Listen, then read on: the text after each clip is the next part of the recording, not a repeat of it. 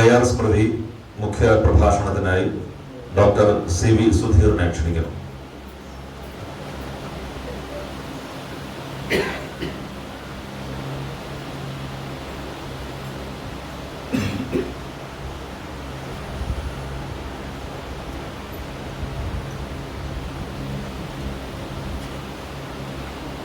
എല്ലാവർക്കും നമസ്കാരം. ഇത്രയും പ്രൗഢമായ ഒരു ചടങ്ങിൽ ഞാൻ ഇതുവരെ പങ്കെടുത്തിട്ടില്ല. എൻ്റെ DC എൻ്റെ മുന്നിലിരിക്കുന്നു. നമ്മളെല്ലാവരും അംഗീകരിച്ച് പുരസ്കരിച്ച വസന്തൻ മാഷ്, നമ്മുടെ പ്രിയ കവി രാവുണ്യം, ഇങ്ങനെയുള്ള ആളുകളെല്ലാം ഇരിക്കുമ്പോൾ ആണ് ഞാനിവിടെ സംസാരിക്കാനായിട്ട് മോദിരുന്നു. അതാകട്ടെ ചെറിയ ക്ലാസ് മുതലേ നമ്മൾ കേട്ട് വന്ന AR രാജരാജവർമ്മയെ കുറിച്ചും ആകുമ്പോൾ ചില മുൻകൂർ ജാമ്യങ്ങൾ എടുക്കാതെ എനിക്ക് തുടങ്ങാനേ സാധ്യമല്ല. ഒരർത്ഥത്തിൽ ഈ സാഹചര്യം ഞാൻ നേരത്തെ ഊഹിച്ചിരുന്നു. അതുകൊണ്ട് തന്നെ ആറ്റൂർ രവിവർമ്മയുടെ 4 ചെറിയ വരികൾ, വലിയ വരികൾ എൻ്റെ വരികൾക്കുള്ളൊരു ആമുഖമായിട്ട് ഞാൻ വായിക്കുന്നു. അന്ധർനിൻ തുമ്പിയോ കൊമ്പോ പളയോ തൊട്ടിടങ്ങിടാം, എനിക്ക് കൊതി നിൻ വാനിൻ രോമം കൊണ്ടൊരു മോതിരം. ആരാണ് AR രാജരാജവർമ്മ എന്ന് മലയാളി സമൂഹത്തോട് മാത്രം നമ്മൾ ചോദിച്ചാൽ ഏകമുഖമായ ഒരു ഉത്തരമല്ല അവർക്ക് നമുക്ക് ഓരോരുത്തർക്കും പറയാനുണ്ടാവുക. നേരത്തെ പറഞ്ഞ പോലെ കവിയാണ്, നിരൂപകനാണ്, വൈയാകരണനാണ്, ആലങ്കാരികനാണ്, ഭാഷാ ആസൂത്രകനാണ്, ഇങ്ങനെ അധ്യാപകനാണ്. ഇങ്ങനെ എത്രയോ അധികം വിലാസങ്ങൾ AR രാജരാജവർമ്മയെക്കുറിച്ച് നമുക്ക് പറയാനുണ്ട്. അതുപോലെ തന്നെ ഭാഷയെക്കുറിച്ച് ദാർശനികമായ നിലപാടുകൾ, അധ്യാപനത്തെക്കുറിച്ച്, വിദ്യാഭ്യാസത്തെക്കുറിച്ചുള്ള ദാർശനികമായ നിലപാടുകൾ എടുത്തിട്ടുള്ള ആൾ കൂടിയാണ്. അപ്പം ഇങ്ങനെ ബഹുമുഖം എന്ന് കൃത്യമായി പറയാവുന്ന അദ്ദേഹത്തെക്കുറിച്ച് അനുസ്മരണ പ്രഭാഷണം നടത്തുമ്പോൾ ഞാൻ തീർച്ചയായിട്ടും അദ്ദേഹത്തെ പൂർണ്ണമായി ഉൾക്കൊള്ളാനായിട്ട് അശക്തനാണ് എന്ന് എനിക്ക് കൃത്യമായ ബോധ്യമുണ്ട്. ഇതിൽ ഒരു തലത്തെക്കുറിച്ച് പറയാനാണ് ഞാനിവിടെ ശ്രമിക്കുന്നത്. ഇതും അതിൻ്റെ പരിപൂർത്തിയിൽ എത്തിച്ചേർന്ന ഒരു പ്രഭാഷണം എന്ന മട്ടിൽ ഞാൻ കാണുന്നില്ല. ഇവിടെ നിന്ന് കിട്ടുന്ന ചോദ്യങ്ങളും അതുപോലെ തന്നെ നിങ്ങളുടെ കൂട്ടിച്ചേർക്കലുകളും അങ്ങനെ നമ്മിലുണ്ടാകുന്ന പൊതുചിന്തകളും എല്ലാം കൂടി ചേർന്ന് ഇത് ഇനിയും കുറെ കൂടി മുന്നോട്ട് കൊണ്ടുപോകേണ്ടതുണ്ട് എന്നുള്ള ബോധ്യത്തിൽ ഞാൻ ഇത് ഇവിടെ ആരംഭിക്കുകയാണ്. തീർച്ചയായിട്ടും AR രാജരാജവർമ്മ കടന്നു വരുന്ന ഒരു സാമൂഹിക സാഹചര്യം നമ്മൾ ഓർക്കേണ്ടതുണ്ട്. അദ്ദേഹത്തെ സാധ്യമാക്കുന്ന ഒരു സാമൂഹിക, രാഷ്ട്രീയ, സാമ്പത്തിക സാഹചര്യം ഇവിടെയുണ്ട്.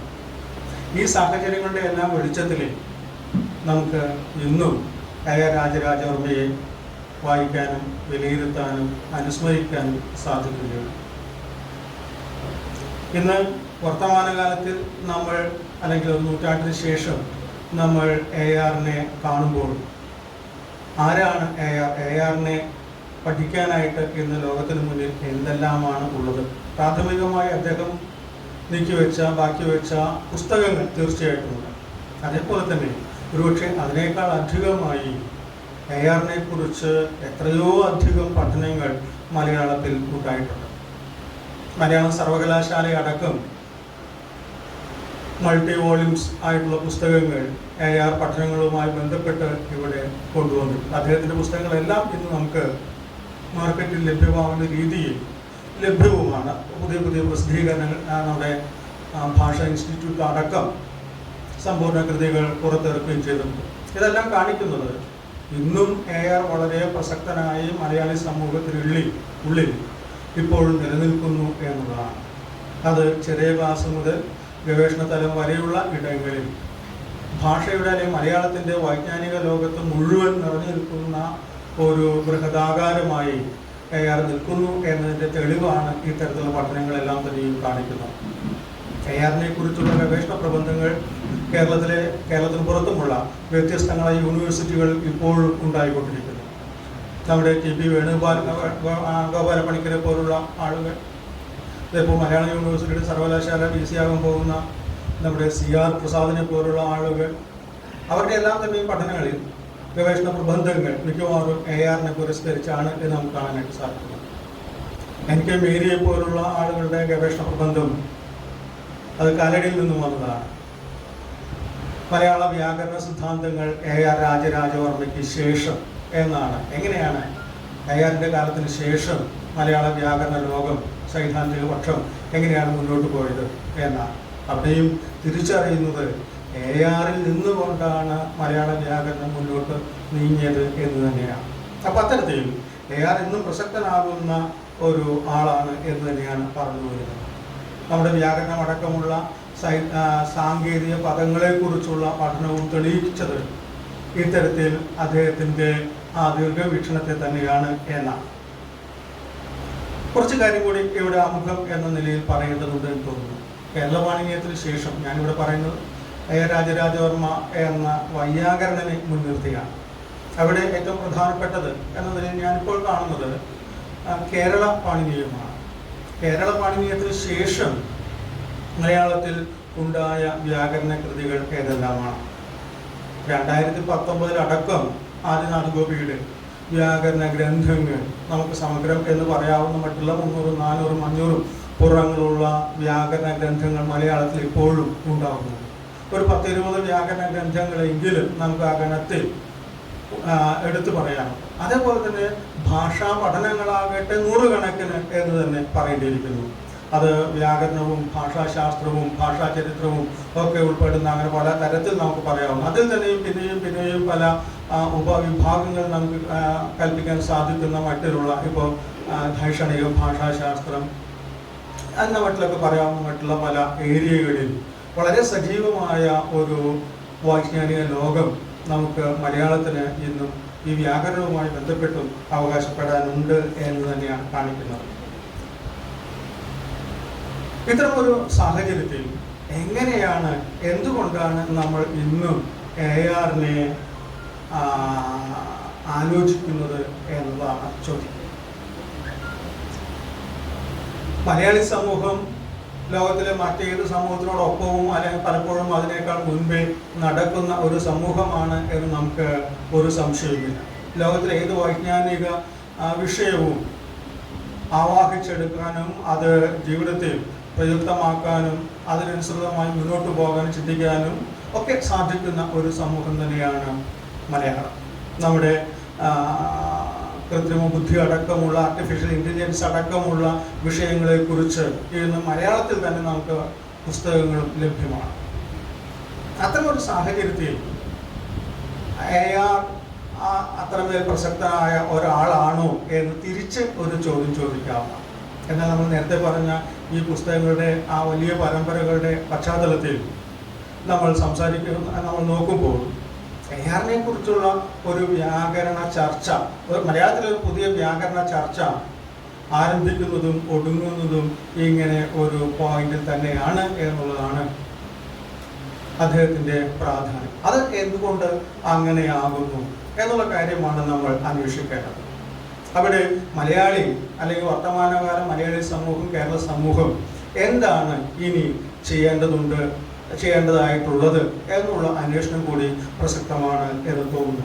മലയാളത്തിലെ മറ്റ് ഒരു വൈജ്ഞാനിക ശാഖയും ഇന്ന് നൂറ്റാണ്ട് മുന്നത്തെ ചിന്തകളിൽ ആരംഭിക്കുകയും അവസാനിക്കുകയും ചെയ്യുന്നില്ല എന്നതാണ്. എന്നാൽ വ്യാകരണ ചർച്ചയാകട്ടെ നമ്മൾ എന്ന് ആരംഭിച്ചാലും എവിടെ എത്രമേൽ മുന്നോട്ട് പോയാലും അവിടങ്ങളിലെല്ലാം ഇടയ്ക്കിടെ നമ്മൾ ഈ AR രാജരാജവർമ്മയെ, കേരള വാണിജ്യത്തെ, അദ്ദേഹത്തിനോട് മുന്നോട്ട് പോയ വ്യാകരണ ചിന്തകളെ ഉദ്ധരിക്കാതെ നമുക്ക് മുന്നോട്ട് പോകാനായിട്ട് സാധിക്കുന്നില്ല എന്നുള്ളത് അദ്ദേഹം മലയാളത്തിന് നൽകിയ സേവനം അല്ലെങ്കിൽ അദ്ദേഹത്തിൻ്റെ സംഭാവന എത്രമേൽ വിലപ്പെട്ടതാണ് എന്നതിൻ്റെ തെളിവാണ്.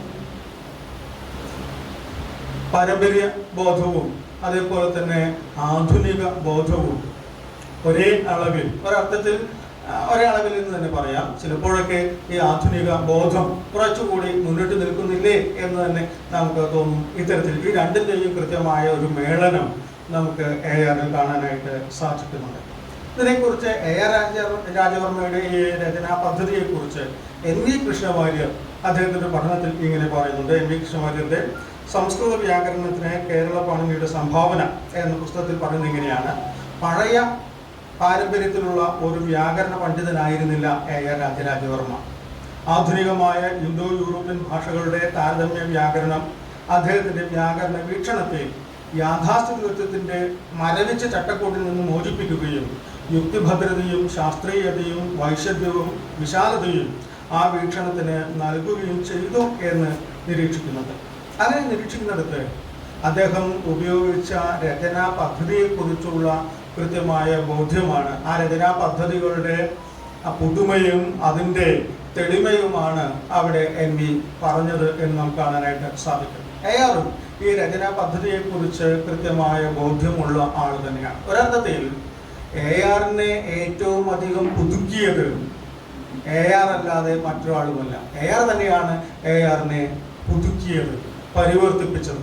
കേരളപാണ്ഡ്യം നമ്മൾ ഇന്ന് കാണുന്ന കേരളപാണ്ഡ്യത്തിന് മുൻപ് അതിനൊരു പൂർവ്വജന്മം ഉണ്ടായിരുന്നു. ഒന്നാം പതിപ്പ് 1896 പുറത്തു വരുമ്പോൾ ഉണ്ടായിരുന്ന രൂപമല്ല 21 വർഷത്തിന് ശേഷം 1917 പുറത്തു വന്ന രണ്ടാം പതിപ്പിന് ഉണ്ടായിരുന്നു. അദ്ദേഹം തന്നെ പറയുന്നു, പേരും മാറ്റിയാലോ എന്ന് ആലോചിച്ചതാണ്. അല്ലെങ്കിൽ പേരിൽ മാത്രമാണ് കേരളപാണ്ഡ്യത്തിൻ്റെ ഒന്നാം പതിപ്പും രണ്ടാം പതിപ്പും തമ്മിൽ ഏക സാദൃശ്യം. എന്തുകൊണ്ടാണ് ഇങ്ങനെ ഒരു മാറ്റം ഉണ്ടായത്? ഈ മാറ്റത്തിന് കാരണം അദ്ദേഹം ഇടപെട്ട ലോകം, അദ്ദേഹം ജീവിച്ച ലോകം, അദ്ദേഹം ആർജിച്ചെടുത്ത ആ ഒരു പുതിയ സമൂഹത്തെക്കുറിച്ചുള്ള ബോധ്യം തന്നെയാണ് എന്ന് പറയേണ്ടിയിരിക്കും. ഒരുപക്ഷെ എൻ്റെ ഇന്നത്തെ ഊന്നൽ ആ ഒരു വിഷയത്തിലാണ്. എന്ന് പറഞ്ഞാൽ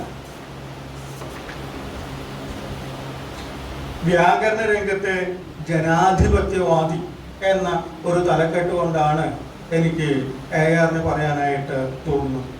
ജനാധിപത്യ ബോധം, ആധുനികമായ ഒരു ജനാധിപത്യ ബോധം എങ്ങനെയാണ് അദ്ദേഹം അന്ന് നേടിയെടുത്തത് എന്നും തൻ്റെ കൃതിയിലൂടെ അത് ആവിഷ്കരിച്ചത് എന്നുമാണ് ഇവിടെ പറയാനായിട്ട് ആലോചിക്കുന്നത്. ആ ജനാധിപത്യ ബോധം ഈ സമൂഹത്തിൽ ഈ വർത്തമാനകാലത്ത് നമ്മളും ഏറ്റെടുക്കേണ്ടതുണ്ട്. അത് കേരളപാണ്ഡ്യ പഠനത്തിലൂടെ, സൂക്ഷ്മമായ പഠനത്തിലൂടെയാണ് അത് ചെയ്യേണ്ടത് എന്നുമാണ് ഞാൻ ഇവിടെ പറയാനായിട്ട് ഉദ്ദേശിക്കുന്നത്. എന്തായാലും ഒന്നാമത്തെ പതിപ്പിൽ നിന്നും രണ്ടാമത്തെ പതിപ്പിലേക്ക് എത്തുമ്പോൾ അദ്ദേഹത്തിൻ്റെ വ്യാകരണ പദ്ധതിയിൽ തന്നെ മാറ്റമുണ്ട്. ഒന്നാമത്തെ വ്യാകരണം അത് കേരള പാണിനീയമാണ്. കേരള ഭാഷയെ പുരസ്കരിച്ചുകൊണ്ടുള്ള പാണിനീയമാണ്. പാണിനി മഹർഷി എഴുതിയ സംസ്കൃത വ്യാകരണത്തിൻ്റെ അതേ പദ്ധതി പിന്തുടർന്നുകൊണ്ട് അതിനെ മാതൃകയാക്കിക്കൊണ്ട് കേരള ഭാഷയ്ക്ക് ഒരു വ്യാകരണം ചമയ്ക്കുക എന്നുള്ള രചനാ പദ്ധതിയാണ് അദ്ദേഹം അവിടെ അവലംബിച്ചത്. എന്ന് പറഞ്ഞാൽ അത് ഒരർത്ഥത്തിൽ നിർദ്ദേശാത്മക വ്യാകരണമാണ് എന്ന് പറയാം. അതായത് വ്യാകരണത്തിലെ നിയമങ്ങൾ പറയുകയും ആ വ്യവസ്ഥയിലൂടെ ഭാഷയിലെ ശരിതെറ്റുകളെ അടയാളപ്പെടുത്തുകയും അങ്ങനെ മാത്രമാണ് മുന്നോട്ട് പോകേണ്ടത് എന്നുള്ള ഒരു തരത്തിലുള്ള ശാഠ്യം വെച്ച് പുലർത്തുന്ന ഒരു പദ്ധതിയാണ് അതിൻ്റേത് എന്ന് പറയും. പൊതുവിൽ വൈയാകരന്മാരെ കുറിച്ച് പറയുമ്പോൾ അരസിക പ്രഭുക്കളായിട്ടാണ് വൈയാകരന്മാരെ പറയാറുള്ളത്. ഈ അരസിക പ്രഭുക്കളായി കാണാനുള്ള ഒരു കാരണം ഈ പദ്ധതി കൂടിയാണ് എന്ന് പറയും. അവർ അതിന് ഇപ്പുറത്തുള്ള ലോകത്തെ കാണുകയോ അതിനെ സംബോധന ചെയ്യുകയോ ചെയ്യുന്നില്ല, പലപ്പോഴും അതിന് ശ്രമിക്കുന്നില്ല എന്ന് കാണാവുന്നതാണ്. എന്നാൽ ആ പദ്ധതി പക്ഷേ അധികകാലം മലയാളത്തിനെ കൊണ്ടു നടക്കാനായിട്ട് സാധിച്ചില്ല. കേരളപാണ്ഡ്യത്തിൻ്റെ ഒന്നാം പതിപ്പ് ഇറങ്ങിയതിന് തൊട്ട് പിന്നാലെ തന്നെ മലയാളത്തിൽ അതിവിശദമായ വ്യാകരണ ചർച്ചകൾ ഉണ്ടാവുകയില്ല. നമുക്കറിയാം, കേരളപാണ്ഡ്യക്കൊപ്പം തന്നെ നിൽക്കുന്ന മറ്റു പല കാരണത്താൽ മലയാളി സമൂഹം ചർച്ച ചെയ്യപ്പെടാതെ പോയ ശേഷഗിരി പ്രഭു, അദ്ദേഹത്തിൻ്റെ വ്യാകരണ മിത്രം എന്ന ഗ്രന്ഥം. ആ വ്യാകരണ മിത്രം എഴുതിയ ശേഷഗിരി പ്രഭു ഭാഷാഭൂഷണിയിൽ 1 വർഷത്തോളം നീണ്ടുനിന്ന 12 ലക്കത്തോളം നീണ്ടുനിന്ന വ്യാകരണ പഠനങ്ങൾ, കേരള പാണിനിയത്തെ മുൻനിർത്തിയുള്ള പഠനങ്ങൾ അവിടെ നടത്തുന്നുണ്ട്. കേരള പാണിനി മാത്രമല്ല, മറ്റു പല ആളുകളും ഈ തരത്തിൽ കേരള പാണിനിയത്തെക്കുറിച്ചുള്ള പഠനങ്ങൾ അവിടെ നടത്തുന്നു. നിശിതമായ ചർച്ചകൾ അവിടെ നടക്കുന്നു. ഈ ചർച്ചകളെല്ലാം പിന്നീട് ഏറ്റെടുത്തുകൊണ്ടാണ് 2ാം പതിപ്പ് എത്തുന്നത്. പക്ഷെ 2ാം പതിപ്പ് എത്തുമ്പോൾ ഈ നിശിതമായ വിമർശനങ്ങൾ മാത്രമല്ല ARന് തുണയായിട്ടുണ്ടായിരുന്നത്. 2ാം പതിപ്പിൽ അതിൻ്റെ ആമുഖത്തിൽ അദ്ദേഹം പറയുന്നുണ്ട്, തനിക്ക് സഹായകമായ ചില ഗ്രന്ഥങ്ങളെ കുറിച്ച് അദ്ദേഹം സൂചിപ്പിക്കുന്നുണ്ട്. അക്കൂട്ടത്തിൽ പറയുന്ന പ്രധാനപ്പെട്ട ഒരു പുസ്തകം കാൾഡ്വെലിൻ്റെ A comparative grammar of Dravidian languages എന്ന പുസ്തകത്തെക്കുറിച്ചാണ്. അതുപോലെ മറ്റൊരു പുസ്തകം ഗുണ്ടർട്ടിൻ്റെ കേരള ഭാഷാ വ്യാകരണമാണ്. ഒരു കയ്യെഴുത്ത് പ്രതിയും അദ്ദേഹം വളരെ പ്രാധാന്യത്തോടു കൂടി പറയുന്നുണ്ട്, അത് ലീലാതിലകമാണ്. ഈ 3 പുസ്തകങ്ങൾ മാത്രമല്ല, നന്നൂലിൻ്റെ തമിഴ് വ്യാകരണത്തിൻ്റെ പല പതിപ്പുകളും തനിക്ക് ഏറെ സഹായകമായതായി അദ്ദേഹം അവിടെ സൂചിപ്പിക്കുന്നു. പറയാതെ പോയ ഒരു പുസ്തകമുണ്ട് എന്ന് തോന്നുന്നു, അത് ജോർജ് മാത്തൻ്റെ മലയാഴ്മയുടെ വ്യാകരണമാണ്. പക്ഷേ ജോർജ് മാത്തൻ്റെ സ്വാധീനവും അതിസൂക്ഷ്മമായിട്ട് നിരീക്ഷിക്കുകയാണ് എങ്കിൽ നമുക്ക് ഗുണ്ടർട്ടിൽ ARൽ കണ്ടെത്താനായിട്ട് സാധിക്കും. അതല്ല ഇപ്പോൾ നമ്മുടെ വിഷയം. ഇവിടെ ലീലാതിലകമടക്കമുള്ള പുസ്തകങ്ങൾ, കാൾഡ്വെലിൻ്റേതും ഗുണ്ടർട്ടിൻ്റേതും അടക്കമുള്ള യൂറോപ്യൻ പദ്ധതി അനുസരിച്ചുള്ള വ്യാകരണ ഗ്രന്ഥങ്ങൾ, ഇതെല്ലാം തനിക്ക് തൻ്റെ രചനയ്ക്ക് സഹായകമായി എന്ന് അദ്ദേഹം പറയുന്നു. അത് കേവലം സഹായകമാവുക മാത്രമല്ല, അത് പറച്ചിലിൽ മാത്രമല്ല, അതിൻ്റെ എഴുത്തിലും ഭാഷയോടും വ്യാകരണത്തോടും മറ്റ് ഭാഷകളോടും ഉള്ള നിലപാടുകളിലും ഈ വ്യത്യാസം വളരെ പ്രകടമായി കൃത്യമായി ആ ഗ്രന്ഥത്തിൽ രേഖപ്പെടുത്തപ്പെട്ടിട്ടുണ്ട് എന്നുള്ളത് ശ്രദ്ധേയമാണ്. അത് പലതരത്തിലാണ് കേരള പാണിനിയത്തിൻ്റെ ഈ 2ാം പതിപ്പിൽ പ്രകടമായി. ഇതിനെക്കുറിച്ച് CR പ്രസാദ് തൻ്റെ ഗവേഷണ പ്രബന്ധത്തിൽ സൂചിപ്പിക്കുന്നു. അദ്ദേഹം 4 പോയിന്റ് അദ്ദേഹം പ്രത്യേകമായിട്ട് എടുത്തു പറയുന്നുണ്ട്. എന്തുകൊണ്ടാണ് കേരള പാണിനിയം പിന്നീട് ഇന്ന് കാണുന്ന നിലയിൽ ഒരു വ്യാകരണ കൃതി ഒരു സമൂഹം മുഴുവൻ ഏറ്റെടുക്കുന്ന മട്ടിൽ വളരാൻ കാരണമെന്ത് എന്ന് അന്വേഷിക്കുന്നു. പല അംശങ്ങളിൽ നമുക്കറിയാം. ഗുണ്ടർട്ടിൻ്റെ വ്യാകരണം ഇതിനു മുൻപുണ്ട്. മലയാളത്തിൽ ആദ്യത്തെ ശാസ്ത്രീയ വ്യാകരണം എന്നാണ് doctor KN Ezhuthachan the history of grammatical theories in Malayalam എന്ന പുസ്തകത്തിൽ ഗുണ്ടർട്ടിൻ്റെ വ്യാകരണത്തെ വിശദീകരിക്കുന്നത്, അല്ലെങ്കിൽ അതിനെ അടയാളപ്പെടുത്തുന്നു. അതുപോലെ നമ്മൾ ജോർജ് മാത്തൻ്റെ പുസ്തകത്തെക്കുറിച്ച് മലയാളമയുടെ വ്യാകരണത്തെക്കുറിച്ച് സൂചിപ്പിച്ചിരുന്നു. ഒരുപക്ഷെ ഇന്നും മലയാളത്തിലെ വ്യാകരണ കൃതികൾ ചർച്ച ചെയ്യാത്ത ചില ഏരിയ, വാക്യവിചാരവുമായി ബന്ധപ്പെട്ട ചില പുതിയ സങ്കല്പനങ്ങൾ മലയാളത്തിൽ ആദ്യമായി മുന്നോട്ട് വെച്ചത് അദ്ദേഹമാണ്. ഇവിടെ നമ്മൾ തീർച്ചയായിട്ടും സൂചിപ്പിക്കേണ്ട ഒരു പേരാണ്, അദ്ദേഹത്തിനെ കുറിച്ച് പറയേണ്ട ഒരു കാര്യവും. നമ്മൾ വ്യാകരണത്തെക്കുറിച്ച് പറയുമ്പോൾ ആഗോളതലത്തിൽ ചോംസ്കി ഇപ്പോഴും നമ്മൾ പുരസ്കരിക്കാറുണ്ട്, പറയാറുണ്ട്. ചോംസ്കി മുന്നോട്ട് വെച്ച യൂണിവേഴ്സൽ ഗ്രാമർ എന്നുള്ള സങ്കല്പനത്തെക്കുറിച്ച് പറയാറുണ്ട്.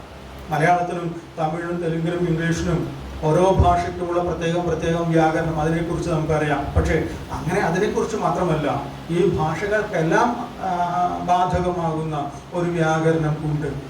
ഭാഷകൾക്കെല്ലാം നമ്മളെല്ലാവരും പ്രതിജന ഭിന്ന വിചിത്ര മാർഗികളാണെങ്കിലും നോക്കൂ, നമ്മളെല്ലാവരും ഒരേപോലെയാണ്.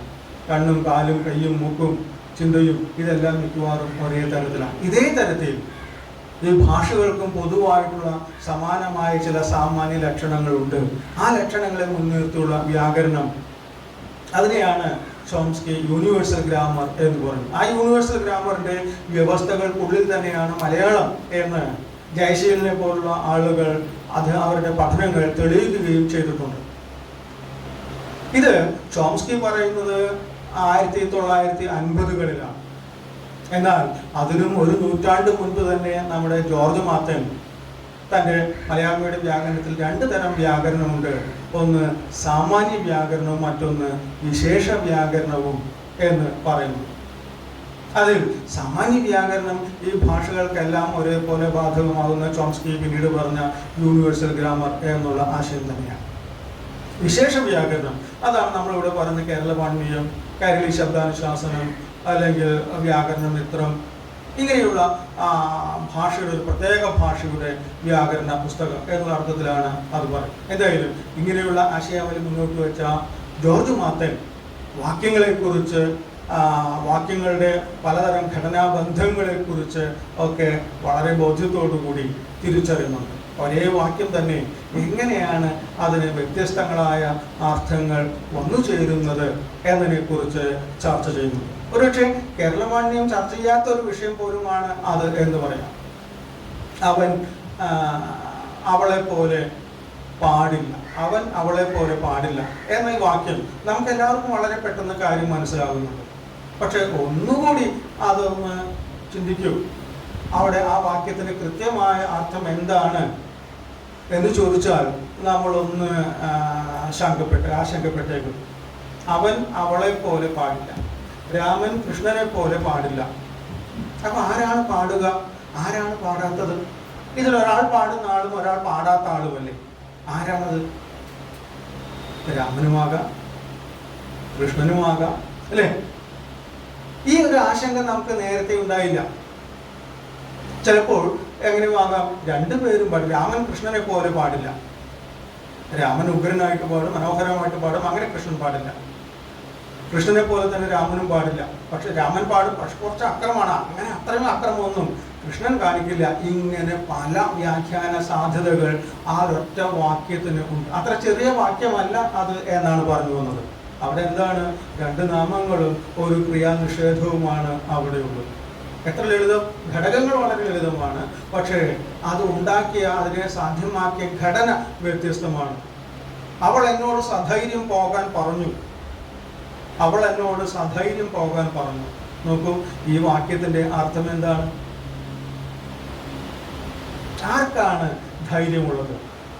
ആർക്കാണ് ധൈര്യം വേണ്ടത്? എനിക്കാണോ അതോ അവൾക്കാണോ? അല്ലേ? രണ്ടും സാധ്യമാണ്.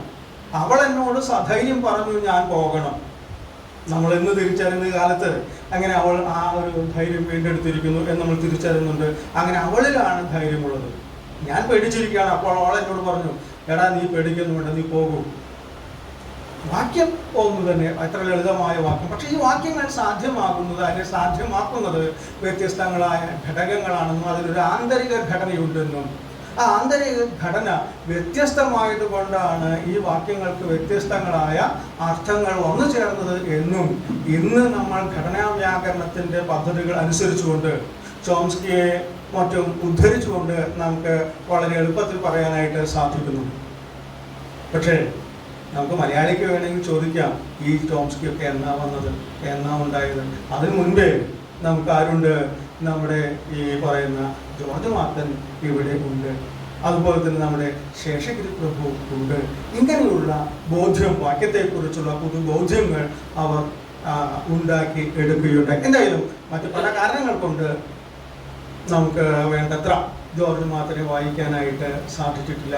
അതേപോലെ തന്നെ പ്രഭുവിനെയും വേണ്ട രീതിയിൽ വായിക്കാനായിട്ട് സാധിച്ചിട്ടില്ല. പക്ഷെ എന്ന് കരുതി അത് രാജരാജവർമ്മയുടെ മഹനീയതയുടെ അഭാവമായിട്ട്, അത് കുറവായിട്ട് നമ്മൾ കാണേണ്ടതില്ല എന്നാണ് പറയുന്നത്. ഏതായാലും നമ്മുടെ നമ്മുടെ സി ആർ പ്രസാദ് എയറിൻ്റെ കൃതിയുടെ പ്രാധാന്യം എന്ന നിലയിൽ എന്തുകൊണ്ട് കേരള പാണിനീയം എന്നതിന് ഒരു മറുപടി എന്ന നിലയിൽ അദ്ദേഹം എത്തിച്ചേരുന്ന 4 കാര്യങ്ങളാണ്. പദവിഭാഗ ക്രമീകരണത്തിൽ ക്രമീകരണങ്ങൾ ഭംഗിയായി വ്യവസ്ഥപ്പെടുത്തി. പദങ്ങളുടെ വർഗീകരണം, നാമം, കൃതി, ഭേദകം എന്നിങ്ങനെയുള്ള വർഗീകരണം കൃത്യമായ രീതിയിൽ, ഏറ്റവും അനുയോജ്യമായ രീതിയിൽ ചെയ്തു എന്നുള്ളതാണ് ഒരു കാര്യം പറയുന്നത്. അതേപോലെ തന്നെ പറയുന്ന മറ്റൊരു കാര്യം, വളരെ കൃത്യമായ അനുയോജ്യമായ ആളുകൾക്ക് പിന്നീട് വന്നവർക്ക് ഉപയോഗിക്കാൻ സാധിക്കുന്നു എന്ന മട്ടിലുള്ള സാങ്കേതിക പദങ്ങൾ കൃത്യമായി മലയാളത്തിലേക്ക് കൊണ്ടുവന്നു എന്നുള്ളതാണ് ഒരു കാര്യം എന്ന് അതിന് സാങ്കേതിക പദങ്ങൾ. ഇത് വളരെ പ്രധാനപ്പെട്ട ഒരു കാര്യമാണ്. സാങ്കേതിക പദങ്ങൾ ഒറ്റ ദിവസം കൊണ്ട് നിങ്ങൾ പെട്ടെന്ന് ഒരു ദിവസം കൊണ്ട് നിങ്ങൾ ഉണ്ടാക്കിയെടുക്കുന്നില്ല. അതൊരു തരത്തിലുള്ള നാണയമാണ്.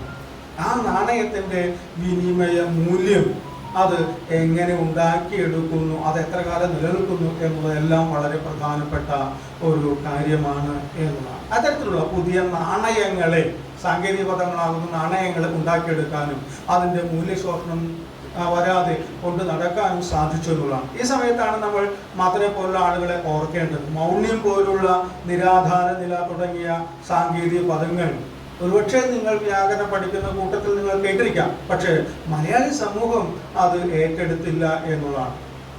മൗണ്യം നമുക്ക് ആർക്കും അത്ര പെട്ടെന്നായിട്ട് മനസ്സിലായെന്ന് വരില്ല. ഉച്ചാരണ സ്ഥാനങ്ങളെ കുറിച്ച് പറയുമ്പോഴാണ് ഏറെ ഉച്ചാരണ സ്ഥാനങ്ങൾ കണ്ഠ്യം, താലവ്യം, മൂർധന്യം, വർഷം, ദന്ത്യം, മോഷ്ട്യം എന്നിവയ്ക്കാണ്. സംസ്കൃത ശബ്ദങ്ങളെ മുൻനിർത്തിക്കൊണ്ടാണ് അദ്ദേഹം ഉച്ചാരണ സ്ഥാനം ഉണ്ടാക്കിയത്. അത് വേണ്ട, മലയാളിക്ക് മലയാളിയുടേതായ ഉച്ചാരണ സ്ഥാനങ്ങൾ തന്നെ ഇരിക്കട്ടെ എന്ന് കരുതിയിട്ടാണ് നമ്മുടെ മാത്തൻ മൗണ്യം എന്നുള്ള ഒരു ഉച്ചാരണ സ്ഥാനത്തെ കുറിച്ച് പറഞ്ഞു. മോണ, നമ്മുടെ ട, ന, എൻ്റെ, നിന്റെ എന്നൊക്കെ പറഞ്ഞിടത്ത് ടാ ഉണ്ടല്ലോ, ഈ ടാ പറയുമ്പോൾ നമ്മുടെ നാവിൻ്റെ അറ്റം സ്പർശിക്കുന്ന മോണയിലാണ്.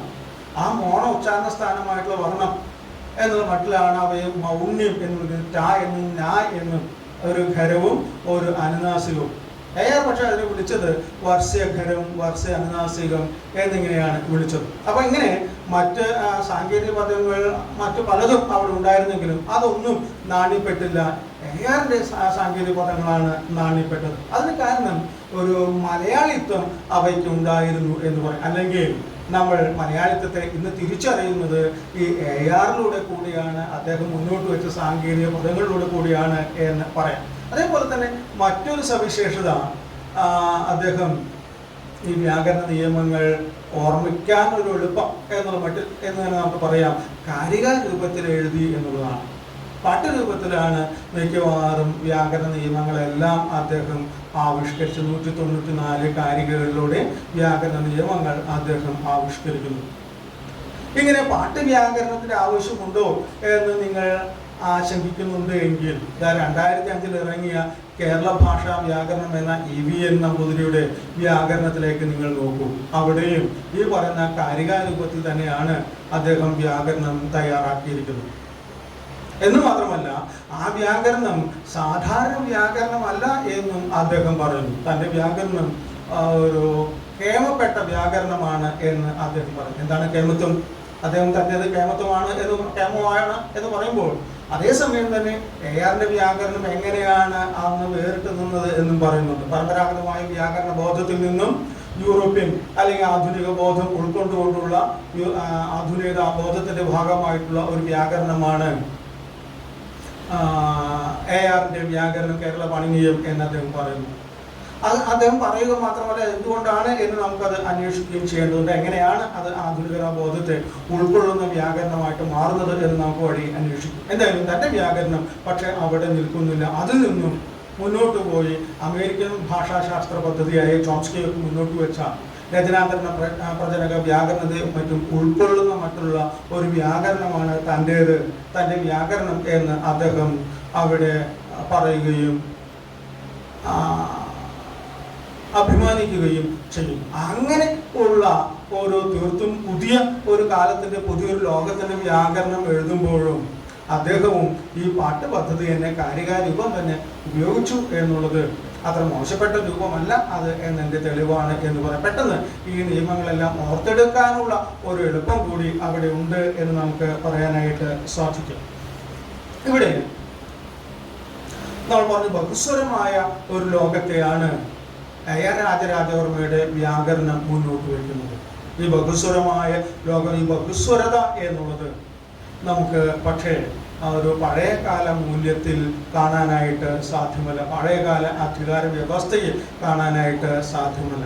രാജരാജവർമ്മ കേരള മണ്ഡലത്തിൻ്റെ ആമുഖത്തിൽ അതിനെക്കുറിച്ച് പറയുന്നുണ്ട്.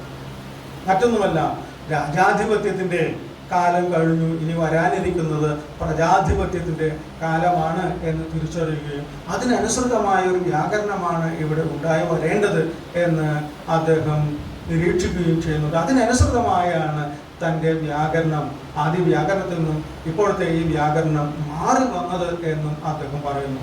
ആ പ്രജാധിപത്യത്തിൻ്റെ കാലത്തെ ഏകശാസനപരമായ സ്വഭാവമാണ് ശരി തെറ്റ് എന്നുള്ള നിയമകൽപ്പനകളിലൂടെ കേരള പാണിനീയത്തിൻ്റെ ഒന്നാമത്തെ പതിപ്പിൽ നമ്മൾ കണ്ടിരുന്നത് എങ്കിൽ രണ്ടാമത്തെ പതിപ്പിലേക്ക് എത്തുമ്പോഴാകട്ടെ വ്യത്യസ്തങ്ങളായ അഭിപ്രായങ്ങൾ, ലോകങ്ങൾ ഉണ്ട് എന്നുള്ള തിരിച്ചറിവും പല പരിണതികളിലൂടെ കടന്നിട്ടാണ് മലയാള ഭാഷ ഇന്നത്തെ നിലയിലേക്ക് എത്തിച്ചേർന്നിരിക്കുന്നത് എന്നുള്ള ബോധ്യവും അതെല്ലാം ഉൾക്കൊണ്ടുകൊണ്ട് വേണം വ്യാകരണ രചന നിർവഹിക്കാൻ എന്നുള്ള ബോധ്യവും അതിനനുസൃതമായ നിലപാടും അദ്ദേഹം എടുക്കുന്നത് നമുക്ക് കാണാനായിട്ട് സാധിക്കും. അതുകൊണ്ട് തന്നെ ശാഠ്യങ്ങളല്ല കേരളവാണ്യത്തിൻ്റെ രണ്ടാം പതിപ്പിൽ നമുക്ക് കാണുന്നത്.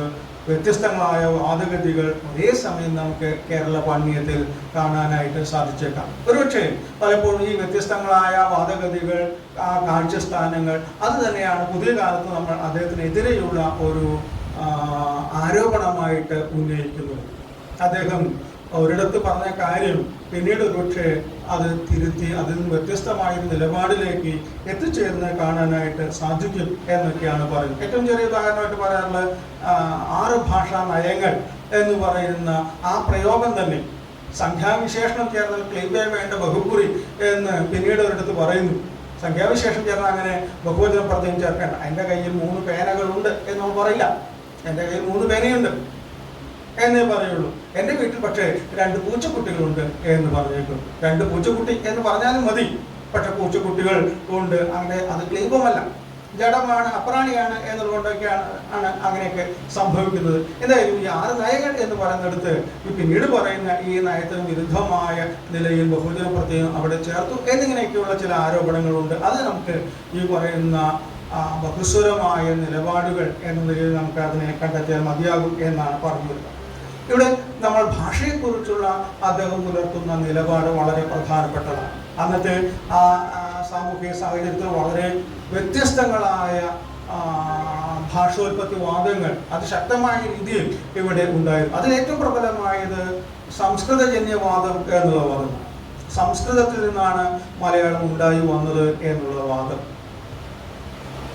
എത്രയോ അധികം ആളുകൾ സംസ്കൃത പണ്ഡിതന്മാർ എന്ന് പറഞ്ഞാൽ നമ്മൾ ഇന്ന് കാണുന്ന അല്ലെങ്കിൽ ഇന്ന് ഊഹിക്കാൻ സാധിക്കുന്നതിനേക്കാൾ അതിഭീകരമായ ഒരു ഹൈറാർക്കി സംസ്കൃത പണ്ഡിതന്മാർക്ക് അന്ന് ഇവിടെ കേരള സമൂഹത്തിൽ ഉണ്ടായിരുന്നു. ആരും ചോദ്യം ചെയ്യാതെ കീഴടങ്ങി നിൽക്കുന്ന ഒരു സാമൂഹ്യ രാഷ്ട്രീയ സാഹചര്യം. ആ സാഹചര്യമെല്ലാം തന്നെയും ഇന്ന് മാറുന്നുണ്ട്. അങ്ങനെ ഒരു സാഹചര്യത്തിലാണ് സംസ്കൃതജന്യവാദം അതിനെതിരെയായിട്ട് തൻ്റെ ഒരു പുതിയ വാദം കൊണ്ടുവരും. അത് വളരെ എളുപ്പത്തിൽ അങ്ങോട്ട് പറയാൻ സാധിക്കുന്ന ഒന്നല്ല.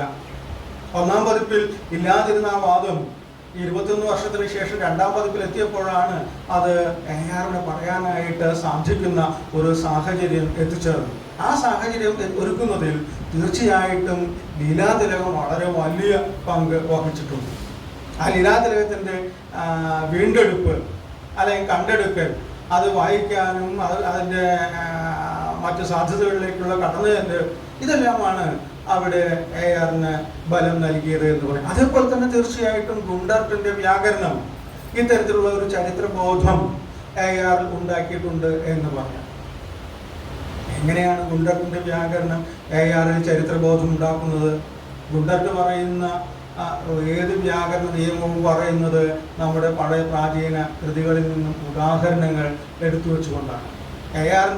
ഗുണ്ടർട്ടിൻ്റെ മലയാള ഭാഷാ വ്യാകരണം എന്നത് കേവലം ഒരു ഭാഷാ വ്യാകരണ ഗ്രന്ഥം മാത്രമല്ല, അതിനേക്കാൾ ഉപരിയായിട്ട് നമ്മുടെ പ്രാചീന രേഖകൾ, മലയാളത്തിലെ പുരാരേഖകൾ ധാരാളമായിട്ട് നമുക്ക് ലഭിക്കുന്ന ഒരു ഇടം കൂടിയായിട്ട് ആ ഗ്രന്ഥത്തെ നമുക്ക് കാണാവുന്നതാണ്. അപ്പോൾ ഇത്തരത്തിലുള്ള ധാരാളം ഉദാഹരണങ്ങൾ വെച്ചുകൊണ്ട് തന്നെയാണ് അതിൽ നിന്നും കിട്ടുന്ന ചില ബോധ്യങ്ങളുടെ കൂടി വെളിച്ചത്തിലാണ് ഇത്തരത്തിൽ ഒരു ഭാഷോൽപത്തി വാദത്തിലേക്ക് അദ്ദേഹം എത്തിച്ചേരുന്നത്.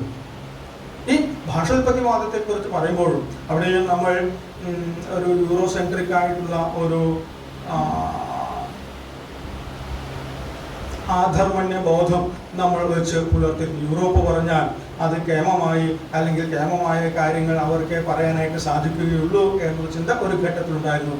ഈ പോസ്റ്റ് കൊളോണിയൽ ഘട്ടത്തിൽ അതിൻ്റെ അത്തരം ചിന്തകളുടെ ഭാഗമായിട്ട് നമ്മൾ അതിൻ്റെ പൊള്ളത്തരങ്ങൾ തിരിച്ചറിയുകയും ചെയ്യുന്നുണ്ട്. ഈ താരതമ്യ ഭാഷാശാസ്ത്രത്തിൻ്റെ ആവിർഭാവം, ഭാഷകളുടെ ഗോത്രബന്ധത്തെക്കുറിച്ചുള്ള ചിന്ത, ഇതെല്ലാം ആരംഭിക്കുന്നത് പലപ്പോഴും നമ്മൾ പറയാറുള്ളത് അതിൻ്റെ ആദ്യമായിട്ട് ചിന്തിച്ചത് കോർദോ എന്ന 1700-കളുടെ അവസാനത്തിൽ കോർദോ എന്ന ജെസ്യൂട്ട് പാതിരിയാണ്. അത് പക്ഷേ പിന്നീട് പണ്ഡിത ലോകത്തിൻ്റെ മുന്നിലേക്ക് എത്തുന്നത് നമ്മുടെ സർ വില്യം ജോൺസിലൂടെയാണ്. 1786 ആണ് അത് കടന്നു വരുന്നത്. അതിൻ്റെ തുടർച്ചയിലാണ് ലോകഭാഷകളെ കുറിച്ചുള്ള താരതമ്യ പഠനം കടന്നു വരുന്നത്. അങ്ങനെയാണ് ഭാഷകളെ ഗോത്രങ്ങളായി വിഭജിക്കാം എന്ന് നമ്മൾ തിരിച്ചറിയുന്നത്. അങ്ങനെ 14-16ഓളം ഭാഷാഗോത്രങ്ങൾ, അതിൽ 4 ഗോത്രങ്ങൾ ഇന്ത്യയിലുള്ളത്. അതിൽ ഒരു ഗോത്രമാണ് മലയാളം തമിഴൊക്കെ ഉൾപ്പെടുന്ന ദ്രാവിഡ ഭാഷാഗോത്രം എന്നൊക്കെ നമ്മൾ പറയുമ്പോൾ ഈ ഗോത്ര ചിന്തയെല്ലാം തന്നെയും കടന്നു വരുന്നത് ഈ യൂറോ സെൻട്രിക് ആയിട്ടുള്ള ബോധ്യത്തിൽ നിന്നാണ് എന്നുള്ള ഒരു അടിവരയിടൽ ഇവിടെയുണ്ട് എന്ന് പറയേണ്ടിയിരിക്കും. എന്നാൽ കോർദോയും അതുപോലെ തന്നെ നമ്മുടെ സർ വില്യം ജോൺസും ഒക്കെ ജനിക്കുന്നതിന് നൂറ്റാണ്ടുകൾ മുൻപാണ്. 14-ാം നൂറ്റാണ്ടിലാണ് ലീലാതിലകം രചിക്കപ്പെട്ടത് എന്നാണ് നമ്മൾ കരുതുന്നത്. ലീലാതിലകത്തിൽ കൂന്തൽവാദ ചർച്ചയിൽ തീർച്ചയായും മലയാളവും തമിഴും തെലുങ്കും കന്നഡയും ഉൾപ്പെടുന്ന ഈ സജാത ഭാഷകളെ കുറിച്ചുള്ള ഒരു ബോധം അത്ര അവ്യക്തമൊന്നുമല്ല, വ്യക്തമെന്ന് തന്നെ പറയാം, നമുക്കവിടെ കാണാനായിട്ട് സാധിക്കുന്നുണ്ട്. സജാത ഭാഷകൾ എന്നുള്ള ചിന്ത അവിടെ വളരെ പ്രബലവുമാണ്. മലയാളത്തിൽ നിന്നും മലയാളവും സംസ്കൃതവും തമ്മിൽ അത്തരത്തിലുള്ള ബന്ധമല്ല എന്നും മലയാളവും സംസ്കൃതമുള്ളതിൽ നിന്നും വ്യത്യസ്തമായ ഒരു ബന്ധം ഈ ഭാഷകൾക്ക് തമ്മിലുണ്ട് എന്ന് തിരിച്ചറിയുന്നു. അതുകൊണ്ട് തന്നെയാണ് ശബ്ദങ്ങളെ വർഗീകരിക്കുന്ന സമയത്ത് സ്വന്തം, ദേശീയം, സാധാരണം എന്ന് ഭാഷാശബ്ദങ്ങളെ ലീലാതിലകകാരൻ 3ആയിട്ട് തരംതിരിക്കുന്നു. മലയാളത്തിൻ്റേത് മാത്രമായിട്ടുള്ള ശബ്ദങ്ങൾ, മലയാളത്തിൻ്റെ ചില സ്വന്തം, ദേശീയ, സാധാരണം എന്നുള്ളത് ARന്റെ വർഗീകരണമാണ്. ഇവിടെ ലീലാതിലകകാരൻ ഇത് ഭാഷാന്തര ഭവം, ഭാഷാന്തര സമം എന്നും പറയുന്നു. ഇവിടെ ഭാഷാന്തര ഭവം, ഭാഷാന്തര സമം എന്നൊക്കെ പറയുന്നത് തമിഴിൽ നിന്ന് അല്ലെങ്കിൽ തെലുങ്കിൽ നിന്ന് കന്നഡയിൽ നിന്ന് ഒക്കെ ഉണ്ടായി വന്നു. തിരിച്ച് മലയാളത്തിൽ നിന്ന് അങ്ങോട്ടും ഉണ്ടായതും ഭാഷാന്തര ഭവം എന്ന ഗണത്തിൽ ഉൾപ്പെടാം. അതുപോലെ തന്നെ അവിടെയും ഇവിടെയും ഒരേപോലുള്ള ശബ്ദങ്ങൾ, ഭാഷാന്തര സമം എന്നൊക്കെ അദ്ദേഹം പറയുമ്പോൾ ഈ ഒരേ ഗോത്രത്തിൽപ്പെട്ട ഭാഷകൾ നമ്മൾ ഇന്ന് പിന്നീടാണ് അത് സജാത ഭാഷകളെന്നോ അല്ലെങ്കിൽ സഹോദരി ഭാഷകൾ എന്നൊക്കെയുള്ള ടൈമുകൾ കടന്നു വരും. ഈ ആശയാവലി തീർച്ചയായിട്ടും ലീലാതിലകകാരനിൽ 14-ാം നൂറ്റാണ്ടിൽ ഉണ്ടായിട്ടുണ്ട് എന്നുള്ളതാണ്. അതിൻ്റെ കൂടി തെളിച്ചത്തിലാണ് ഇവിടെ AR രാജരാജവർമ്മയ്ക്ക് ഇത്തരത്തിൽ സംസ്കൃതജന്യവാദത്തെ നിരാകരിച്ചുകൊണ്ട്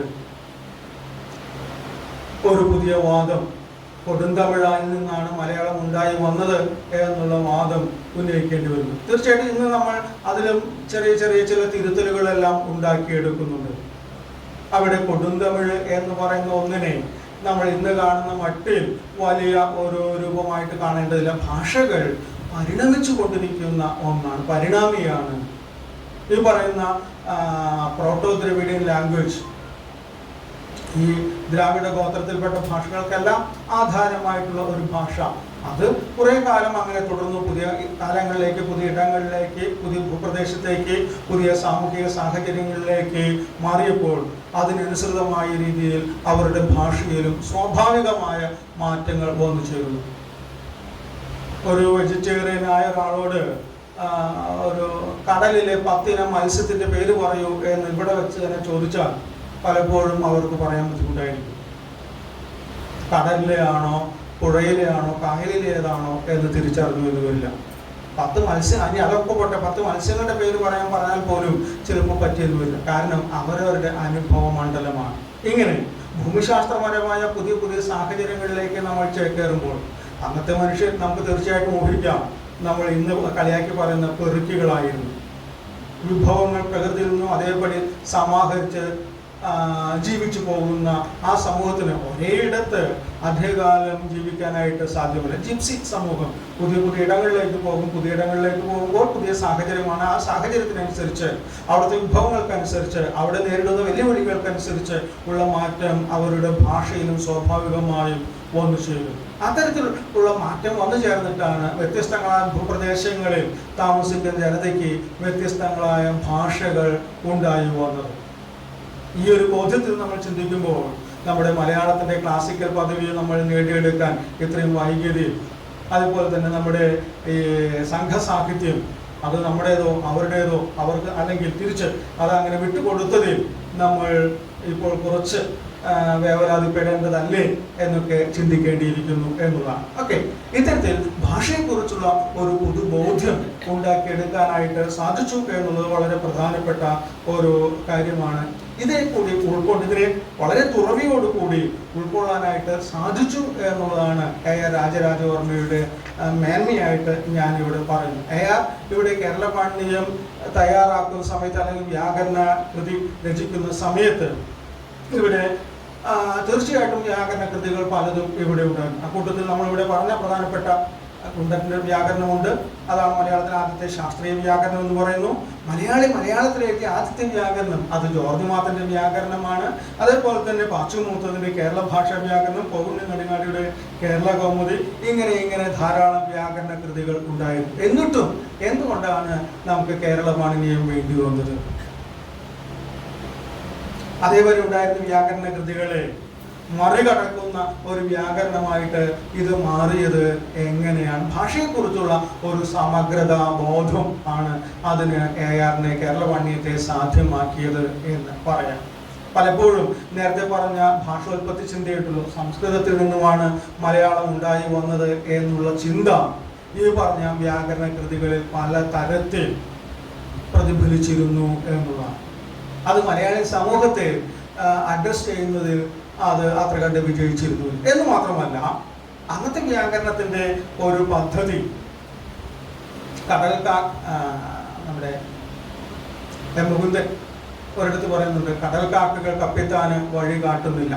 പക്ഷെ കടൽക്കാക്കകളുടെ വിചാരം തങ്ങളാണ് കപ്പിത്താന് വഴി കാട്ടും, തങ്ങളുടെ പിന്നാലെയാണ് കപ്പൽ ഓടുന്നത് എന്നാണ്. ഈ കടൽക്കാക്കയായിട്ട് പലപ്പോഴും വൈയാകരണനെ നമുക്ക് കാണാവുന്നതാണ്. അത്തരത്തിലുള്ള കടൽക്കാക്കകളായിരുന്നു ഈ പറഞ്ഞ നേരത്തെ ഞാനിവിടെ സൂചിപ്പിച്ച പല വൈയാകരണന്മാർ. പക്ഷെ ചിലരാകട്ടെ കാലത്തെയും അതിജീവിച്ച് പുതിയൊരു ലക്ഷ്യത്തെ പിന്നീട് വന്നവർക്ക് മുന്നിൽ ഉണ്ടാക്കിക്കൊടുത്ത വലിയ മാർഗദീപമായിട്ട് മാറുകയും ചെയ്തു. ആ മാർഗദീപവുമായിട്ട് നിന്ന ഒരാൾ എന്ന നിലയിലാണ് കേരള പാണിനിയെ ഞാൻ കാണുന്നത്.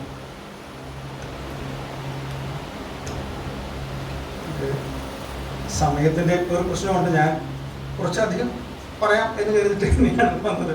എങ്കിലും ഓടിച്ചു പോവുകയാണ്. നിങ്ങൾ ഇത്രമേൽ ക്ഷീണിതരായി കാണുന്നുണ്ട്. ഇങ്ങനത്തെ വലിയ പീഡനം നിങ്ങൾ പ്രതീക്ഷിച്ചിട്ടുണ്ടാവില്ല എന്നെനിക്കറിയാം.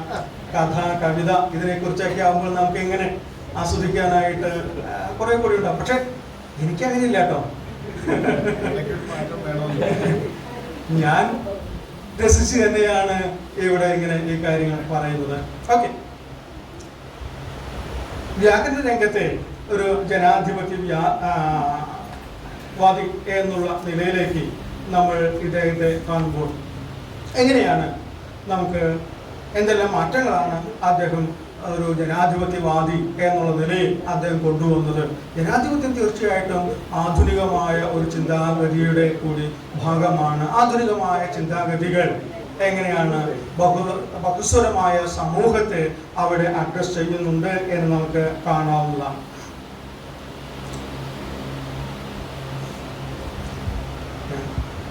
നിങ്ങൾ പരിഗണിക്കാം. ഈ സംസ്കൃതജന്യവാദത്തെ വളരെ എളുപ്പത്തിൽ തകർക്കാൻ സാധിക്കുന്ന ഒന്നായിരുന്നില്ല. അത് വളരെ യുക്തിസഹമായ രീതിയിൽ എങ്ങനെയാണ് രണ്ട് ഭാഷകളും തീർത്തും വ്യത്യസ്തമാകുന്നത് എന്ന് പറയുകയും എങ്ങനെയാണ് സംസ്കൃതത്തിൽ നിന്നും വ്യത്യസ്തമായ ഒരു ഭാഷയായിട്ട് മലയാളം മാറുന്നത് എന്നും വളരെ കൃത്യമായിട്ട് ഈ കേരള പാണ്ഡിത്യത്തിന്റെ 2ാം പതിപ്പിൽ പറയുന്നുണ്ട് എന്നാണ് ഞാൻ നേരത്തെ സൂചിപ്പിച്ചല്ലോ. ആ 2ാം പതിപ്പിലേക്ക് എത്തുമ്പോൾ ഒരുപക്ഷെ മലയാളത്തിൽ മറ്റ് വ്യാകരണ കൃതികളിൽ ഒന്നും കാണാത്ത ഒരു ഭാഗം കേരള പാണ്ഡിത്യത്തിലുണ്ട്. അത് മറ്റൊന്നുമല്ല, പീഠികയാണ്. പീഠികയിലാണ് മലയാള ഭാഷയുടെ ചരിത്രം പറയുന്നത്. മലയാളത്തിലെ എന്നല്ല, വ്യാകരണ പദ്ധതിയുടെ തന്നെ ഭാഗമാണ് ഭാഷാ ചരിത്രം എന്ന് മലയാളത്തിലെ മാത്രമല്ല മറ്റ് ഭാഷകളിലെയും വൈയാകരണന്മാർ ചിന്തിച്ചിരുന്നില്ല. പക്ഷെ കേരള പാണിനിക്ക് തൻ്റെ വ്യാകരണ പദ്ധതിയുടെ ഭാഗമായി ഈ ഭാഷാ ചരിത്രത്തെയും ഉൾപ്പെടുത്തേണ്ടി വന്നത് ഈ പുതുബോധത്തിൻ്റെ ഭാഗമായിട്ടാണ്. അല്ലെങ്കിൽ ഈ ഒരു പൊതുബോധ്യം ഭാഷയെക്കുറിച്ച്, ഭാഷാ പരിണാമത്തെക്കുറിച്ച്, അവരുടെ ജനതയും അവരുടെ സംസ്കാരത്തെയും കുറിച്ചുള്ള ബോധ്യങ്ങൾ ഇതൊന്നും തെളിയിക്കാതെ, അതിൻ്റെ പിൻബലമില്ലാതെ തനിക്ക് പുതിയ വ്യാകരണ കാര്യങ്ങളെക്കുറിച്ച് പറയാൻ സാധ്യമല്ല എന്നുള്ള തിരിച്ചറിവ് അദ്ദേഹത്തിനുണ്ടായിരുന്നു. ഈ സംസ്കൃതജന്യവാദത്തെ രണ്ട് തരത്തിൽ അദ്ദേഹം പിന്തള്ളുന്നുണ്ട്. വളരെ എളുപ്പത്തിൽ എന്തുകൊണ്ടാണ് സംസ്കൃതജന്യവാദം ഉണ്ടാകുന്നത്? മലയാളത്തിൽ ധാരാളം പദങ്ങൾ സംസ്കൃതത്തിൻ്റെതായിട്ടുണ്ട്, സംസ്കൃതത്തിലെ ധാരാളം പദങ്ങൾ ഉപയോഗിക്കുന്നു എന്നാണ്. നോക്കൂ, അന്ന് സംസ്കൃതജന്യവാദം പറഞ്ഞിരുന്നെങ്കിൽ, അതേ നിലപാട് മലയാളം സ്വീകരിച്ചു വരികയായിരുന്നുവെങ്കിൽ ഇന്ന് നമ്മൾ പുതിയൊരു വാദം ഉന്നയിക്കേണ്ടി വന്നേനെ, അല്ലേ? എന്താണ്? ഇംഗ്ലീഷ് ജന്യവാദം എന്ന് പറയേണ്ടി വന്നേനെ. അത്രമേൽ ഇംഗ്ലീഷ് വാക്കുകൾ, അന്യഭാഷാ പദങ്ങൾ നമ്മൾ ഉപയോഗിക്കുന്നുണ്ട്. ഇത് മലയാളത്തിൻ്റെ ഒരു കഴിവില്ലായ്മയാണോ? 30-40% പദങ്ങൾ അന്യഭാഷാ പദങ്ങളാണ് മലയാളത്തിൽ. മലയാളത്തിന്റെ ബലമില്ലായ്മയാണോ ഇത്? മലയാളത്തിന്റെ ബലമില്ലായ്മയാണ് എങ്കിൽ അങ്ങനെ പറയുന്നവരുണ്ട്, തീർച്ചയായിട്ടും. നമ്മുടെ ചൊല്ലുണ്ട്, രണ്ടുണ്ട് പക്ഷം, അല്ലേ? ആ രണ്ട് പക്ഷത്തിൽ നിങ്ങൾ ഏത് പക്ഷം നിൽക്കുന്നു എന്നുള്ളതാണ്. നോക്കൂ, ലോകഭാഷയുടെ എല്ലാറ്റിൻ്റെയും എല്ലാ ഭാഷകളുടെയും അവസ്ഥ തന്നെയാണ്. നിങ്ങൾ ഇംഗ്ലീഷിലേക്ക് നോക്കൂ, ഇംഗ്ലീഷിൽ എത്ര ശതമാനം ഇംഗ്ലീഷ് ഉണ്ട്? മലയാളത്തിൽ 40%, 50% ഉണ്ട് എങ്കിൽ ഇംഗ്ലീഷിൽ അത്ര പോലും ഇല്ല. ഒരു 30 അല്ലെങ്കിൽ 20% ഇംഗ്ലീഷുള്ളൂ. അത്രയും വലിയൊരു ലോകഭാഷയാണ്. ലോകത്തിൻ്റെ അല്ലെങ്കിൽ സൂര്യനസ്തമിക്കാത്ത സാമ്രാജ്യത്തിൻ്റെ ഭാഷയായ ഇംഗ്ലീഷ് ഈ എല്ലാ ഇടങ്ങളിൽ നിന്നും, എല്ലാ സംസ്കാരങ്ങളിൽ നിന്നും തങ്ങൾക്ക് ആവശ്യമായ വാക്കുകൾ സ്വാംശീകരിക്കുന്നത്, അവർ ഉപയോഗിക്കുന്നത്, അങ്ങനെ അവർ കരുത്ത് നേടുന്നുണ്ട്. അങ്ങനെ തന്നെയാണ് മലയാളവുമായി ബന്ധപ്പെട്ട, കേരളവുമായി ബന്ധപ്പെട്ട വ്യത്യസ്തങ്ങളായ സംസ്കാരങ്ങളെ. എം ജോസഫിൻ്റെ മലയാളത്തിലെ പരകീയ പദങ്ങൾ എന്ന പുസ്തകം നിങ്ങൾ നോക്കുക. എങ്ങനെയെല്ലാമാണ് നമ്മുടെ ആനയും അമ്പാരിയും അടക്കമുള്ള അമ്പാരിയൊക്കെ മലയാളിയുടേതൊന്നുമല്ല എന്നാണ് പറയുന്നത്. ഇത്തരത്തിൽ അന്യ സംസ്കാരങ്ങളിൽ നിന്ന് നമ്മൾ ഉൾക്കൊള്ളുന്നത്, അങ്ങനെ നമ്മൾ വികസിക്കുകയും ഒക്കെ ചെയ്യുന്നു. അത്തരത്തിൽ പദങ്ങളുടെ കാര്യങ്ങൾ എടുത്തു നോക്കുകയാണെങ്കിൽ വളരെ കൃത്യമായ അടിസ്ഥാന പദാവലിയിൽ നമ്മൾ കാര്യമായ കടംകൊള്ളലുകളൊന്നും എടുത്തിട്ടില്ല എന്നാണ് കാണാൻ സാധിക്കുന്നത്. എന്ന് പറഞ്ഞാലോ, നമ്മൾ കടം കൊണ്ടത് മമ്മി, ഡാഡി, അല്ലേ? ഇങ്ങനെയുള്ള നമ്മുടെ വസ്ത്രങ്ങൾ തന്നെ നോക്കിയാൽ ഇത്തരത്തിലുള്ള വസ്ത്രങ്ങൾ, സാറ് ഈ വസ്ത്രത്തിലാവില്ല വീട്ടിൽ നിൽക്കുക മിക്കവാറും എന്നാണ് ഞാൻ കരുതുന്നത്, അല്ലേ? വീട്ടിൽ നമ്മൾ ഉപയോഗിക്കുന്ന വസ്ത്രങ്ങൾ കുറെ കൂടി നമ്മുടെ സ്വന്തമാണ് എന്ന് പറയാം. പുറമേക്ക് ആളുകളെ കാണിക്കാനായിട്ട് നമ്മൾ ഉപയോഗിക്കുന്ന അത്തരത്തിലുള്ള ഇടങ്ങളിലാണ് നമ്മൾ കടം കൊള്ളലുകൾ ധാരാളമായിട്ട് വരുത്തുന്നത്. അങ്ങനെ കടം കൊണ്ട വാക്കുകൾ നമ്മുടെ അടിസ്ഥാന പദാവലിയിൽ കാര്യമായിട്ടില്ല എന്നാണ് പറയുന്നത്. പ്രത്യയങ്ങളുടെ കാര്യങ്ങൾ നോക്കൂ, അതുപോലെ തന്നെ പദങ്ങളിൽ തന്നെ ക്രിയാശബ്ദങ്ങൾ നോക്കൂ. ഇവിടെയെല്ലാം നമ്മൾ കടം കൊണ്ടിട്ടുള്ള സവിശേഷമായ വിഭാഗത്തിൽപ്പെട്ട പദങ്ങളാണ് എന്ന് നമുക്ക് കാണാനായിട്ട് സാധിക്കുന്നു. പ്രത്യയങ്ങളിൽ ആ തരത്തിലുള്ള കടം കൊള്ളലുകളൊന്നും ഇല്ല.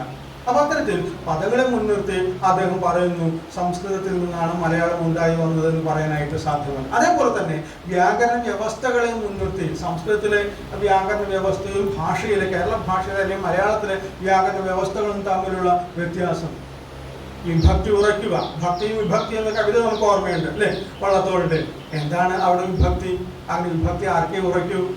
വിഭക്തി പാണ്ഡിത്യത്തിന്റെ ലക്ഷണമാണ്. എന്തുകൊണ്ടാണ് അങ്ങനെ? ആ ഒരു സംസ്കൃതത്തിൽ ഒരു ശബ്ദത്തിന് തന്നെ 21 രൂപമാണ്, 7 വിഭക്തി, ആ വിഭക്തിക്ക് ഓരോന്നിനും 3 വചനം, ഇതിനൊക്കെ അനുസൃതമായ രീതിയിൽ വേറെ വേറെ വേറെ രൂപങ്ങളാണ്. മലയാളത്തിലോ ആകെ 7 പ്രത്യയങ്ങളുണ്ട് എന്ന് പറയും. 7 പ്രത്യയമില്ല, 6 പ്രത്യയങ്ങളുള്ളൂ. കർമ്മ നിർദ്ദേശിക, കർത്ത, നിർദ്ദേശിക്ക് പ്രത്യയമൊന്നുമില്ല, ബാക്കിയുള്ളതിനെ പ്രത്യയങ്ങളുള്ളൂ. ചിലതിന് ഇപ്പൊ സംബന്ധിക്ക് ഉടയെന്നും തേന്നും 2 എണ്ണം ഉണ്ട്. പക്ഷെ 2 എണ്ണം ഉണ്ട് എന്ന് നമ്മൾ തന്നെ അറിയുന്നില്ല, അത്രമേൽ അത് നമ്മുടെ ജീവിതത്തിന്റെ ഭാഗമായി തീർന്നു. അപ്പൊ ഏത് നാമവും നമ്മൾ ഇന്നേ വരെ കേൾക്കാത്ത ഒരു പുതിയ നാമത്തിന്റെ ഏത് വിഭക്തി വേണം എന്ന് ചോദിച്ചാൽ നമുക്കൊരു സംശയം ഉണ്ടാവില്ല. നമുക്ക് വളരെ എളുപ്പത്തിൽ അതിന് വിഭക്തി രൂപം ഉണ്ടാക്കാനായിട്ട് സാധിക്കും. ഇങ്ങനെ പരിമിതമായ രൂപങ്ങളെ മലയാളത്തിലുള്ളൂ, പക്ഷേ സംസ്കൃതത്തിൽ അത് അങ്ങനെയല്ല. അതേപോലെ തന്നെ പദഭേദം, ആത്മനേപദം, പരസ്മയപദം എന്നിങ്ങനെയുള്ള പദഭേദങ്ങൾ. അപ്പൊ ഇങ്ങനെയുള്ള ഭേദങ്ങൾ അവിടെയുണ്ട്. അതുപോലെ തന്നെ ഈ അപേക്ഷക സർവനാമം യത് എന്ന മറ്റുള്ള, നമ്മൾ കുറേയൊക്കെ അതിന് സമാനമായിട്ട് യാതൊരാളാണോ ഇന്നലെ ഇവിടെ വന്നത് അയാളെ ഞാൻ നാളെ കണ്ടേക്കും എന്ന മട്ടിലൊക്കെ ബലം പിടിച്ച് പറയാനൊക്കെ ആയിട്ട് ശ്രമിക്കുന്നുണ്ട്. പക്ഷെ അതൊന്നും മലയാളത്തിൻ്റെ സാമാന്യ സ്വഭാവത്തിൻ്റെ ഭാഗമായിട്ട് നമുക്ക് പറയാനായിട്ട് സാധിക്കില്ല. അതേപോലെ തന്നെ അതിശായന രൂപങ്ങൾ, വരിഷ്ഠ പോലുള്ള രൂപങ്ങൾ മലയാളത്തിൽ അത് സ്വാഭാവികമായിട്ട് ഉള്ള ഒന്നല്ല. ഇത്തരത്തിൽ വ്യാകരണ വ്യവസ്ഥയുടെ കാര്യത്തിലും മലയാളം സംസ്കൃതത്തിൽ നിന്ന് വ്യത്യസ്തമാണ് എന്ന് സ്ഥാപിച്ചുകൊണ്ട് ഈ സംസ്കൃതത്തിൽ നിന്നാണ് മലയാളം ഉണ്ടായത് എന്നുള്ള ചിന്ത അടിസ്ഥാനപരമായി തെറ്റാണ് എന്ന് പറയുകയും ഇതിന് ഈ പറയുന്ന കൊടുന്തമിഴുമായിട്ടാണ് അല്പമെങ്കിലും ബന്ധമുള്ളത് എന്നും അത് തന്നെയും എങ്ങനെയാണ് ഉണ്ടായി പോകുന്നത്, അതിൻ്റെ ഭൂമിശാസ്ത്രപരവും സാംസ്കാരികവും ഒക്കെ ആയിട്ടുള്ള വിഷയങ്ങൾ അതിനെ മുൻനിർത്തിക്കൊണ്ട് ഈ ഭാഷാ പരിണാമത്തെ അഡ്രസ് ചെയ്യാനായിട്ട് സാധിച്ചു എന്നുള്ളതാണ്. ആ അഡ്രസ് ചെയ്യാൻ അന്ന് സാധിച്ചു എന്നുള്ളത് ഇന്നും അതിനെ അതേപടി നമ്മൾ സ്വീകരിക്കുന്നു എന്നുള്ള അർത്ഥത്തിലല്ല. അതിൽ നിന്ന് നമ്മൾ ഇന്ന് ഏറെ മുന്നോട്ട് പോയിട്ട്, പക്ഷേ അന്ന് അത് വലിയ ഒരു കാര്യവെപ്പായിരുന്നു എന്നുള്ളതാണ്. ഭാഷാ പഠനത്തിൽ സമൂഹവും സംസ്കാരവും അവരുടെ ഭൂമിശാസ്ത്രപരമായ ഘടകങ്ങളെല്ലാം അവിടെ പ്രധാനപ്പെട്ടതാണ് എന്നുള്ള തിരിച്ചറിവ് ഉണ്ടാകുന്നു. ആ തിരിച്ചറിവ് വ്യാകരണ പദ്ധതിയിലേക്ക് കൊണ്ടുവരുന്നു എന്നുള്ളതാണ് അവിടെ നമ്മൾ നോക്കേണ്ട കാര്യം. അതേപോലെ തന്നെ ഈ ആധുനികമായ ബോധ്യങ്ങൾ അദ്ദേഹം സ്വീകരിച്ചു എന്ന് പറയുമ്പോൾ നമ്മൾ വർണ്ണങ്ങളുടെ ശ്രുതിഭേദോപാധികളെ കുറിച്ച് നോക്കൂ. വർണ്ണങ്ങൾ ഒന്ന്, നമുക്ക് ഓരോ അക്ഷരവും അടുത്തതിൽ നിന്നും വ്യത്യസ്തമാണ്. അവ വ്യത്യസ്തമാകുന്നത് എപ്രകാരം എന്ന് അദ്ദേഹം പറയുന്നത് ഇത് AR ആവിഷ്കരിച്ച പദ്ധതിയൊന്നുമല്ല, നമുക്ക് ഭാരതീയം എന്ന് പറയാവുന്ന പദ്ധതി തന്നെയാണ്. പക്ഷെ ആ ഭാരതീയം എന്ന പദ്ധതി പക്ഷേ നമ്മുടെ ആധുനിക ഭാഷാശാസ്ത്രം, ബ്ലൂംഫീൽഡിയൻ ലിംഗ്വിസ്റ്റിക്സ് കൊണ്ട് അടക്കുന്ന ചിന്താഗതിയെയും അതിനും മാർഗമായിട്ട് മാറുന്ന ചിന്താ പദ്ധതികളാണ് എന്നാണ് പറഞ്ഞു വരുന്നത്. അനുപ്രധാനം, കരണോഭ്രമം, സംസർഗം, സ്ഥാനഭേദം, ഇങ്ങനെ പറയുന്ന ഈ കാര്യങ്ങളെല്ലാം ആധുനിക ഭാഷാശാസ്ത്രവും മറ്റു തരത്തിൽ ഇവിടെ ഉപയോഗിക്കുന്നു. ഒരുപക്ഷെ ആധുനിക ഭാഷാശാസ്ത്രത്തിനും ആ ചിന്താഗതികൾ എടുത്തത് ഇവിടെ നിന്നാണ് എന്ന് നമുക്ക് പറയാവുന്നതാണ്. പക്ഷെ ഈ സ്വരഭേദം അത് പക്ഷേ ഒരു കാലത്ത് മറ്റു ഭാഷകൾ അങ്ങനെ കാര്യമായിട്ട് നമുക്ക് കാണാൻ സാധിച്ചിരുന്നില്ല. ഉദാത്തം, അനുദാത്തം, സ്വരിതം എന്ന മറ്റിലുള്ള ഒരേ സ്വരത്തെ തന്നെ ഇങ്ങനെ 3 താനഭേദത്തോടുകൂടി ഉച്ചരിക്കുകയും അതിലൂടെ അർത്ഥഭേദം ഉണ്ടാക്കുകയും ചെയ്യുന്ന പദ്ധതി സംസ്കൃതത്തിൻ്റെ വലിയ ഒരു സാധ്യതയായിട്ട് ഒരു കാലത്ത് പറഞ്ഞിരുന്നതാണ്. വൈദിക സംസ്കൃതത്തിൽ വളരെ ശക്തമായ രീതിയിൽ അത് ഉണ്ടായിരുന്നു. പിന്നീട് അത് നഷ്ടപ്പെട്ടു പോയി എന്നാണ് പറയുന്നത്. ARന്റെ തന്നെ ഉച്ചാരണം എന്നൊരു ലേഖനത്തിൽ അതിനെക്കുറിച്ച് പറയുന്നുണ്ട്. അദ്ദേഹം അവിടെ ഒരു ഉദാഹരണം പറയുന്നുണ്ട്.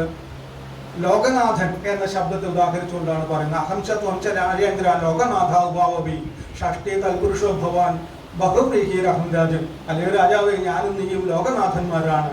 ഷഷ്ടി തൽപുരുഷനിലുള്ള ലോകനാഥനാണ് അങ്ങ് എങ്കിലും ബഹുവ്രീഹിയിലുള്ള ലോകനാഥനാണ് ഞാൻ.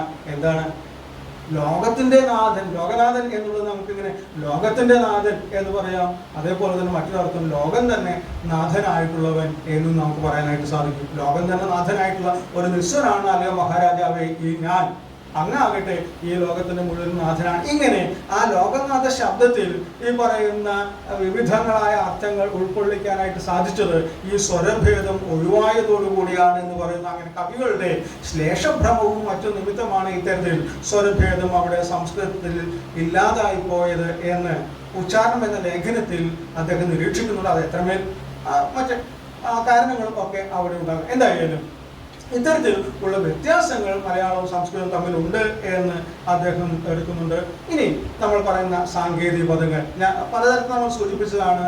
ഗുണ്ടത്തിനെ പോലുള്ള ആളുകൾ ഉപയോഗിച്ച സാങ്കേതിക പദങ്ങൾ, ജോർജ് മാർട്ടിനെ പോലുള്ള ആളുകൾ, അതുപോലെ തന്നെ പാശ്ചിമൂത്തത്തിനെ പോലുള്ള ആളുകളെല്ലാം ഉപയോഗിച്ചിരുന്ന സാങ്കേതിക പദങ്ങൾ, ദ്വികർമ്മകം പോലുള്ള സാങ്കേതിക പദങ്ങൾ, ഇവിടെയൊക്കെ പുതിയ കാലത്തിനനുസരിച്ച് ഈ ആശയാവലിയെ കുറേ കൂടി സൂക്ഷ്മമായി ആവിഷ്കരിക്കാൻ സാധിക്കുന്ന സാങ്കേതിക പദങ്ങൾ അദ്ദേഹം ഉപയോഗിച്ചു എന്നുള്ളതാണ്. വിഭക്തിക്ക് പുതിയ പേരുകൾ കൽപ്പിച്ചതാണ് ഒരുപക്ഷെ ഏറെ ചർച്ച ചെയ്യപ്പെട്ട ഒരു സാങ്കേതിക പദവുമായി ബന്ധപ്പെട്ട വിഷയം എന്ന് പറയാം. പ്രഥമ, ദ്വിതീയ, തൃതീയ എന്നിങ്ങനെയുള്ള സംഖ്യാശബ്ദങ്ങൾ ഉപയോഗിച്ചുകൊണ്ടുള്ള വിഭക്തി നാമമായിരുന്നു ARന് മുമ്പ് വരെ ഗുണ്ടക്കടക്കമുള്ള ആളുകൾ ഉപയോഗിച്ചിരുന്ന സാങ്കേതിക പദങ്ങൾ. പക്ഷേ AR ആകട്ടെ അത് മാറ്റുന്നു.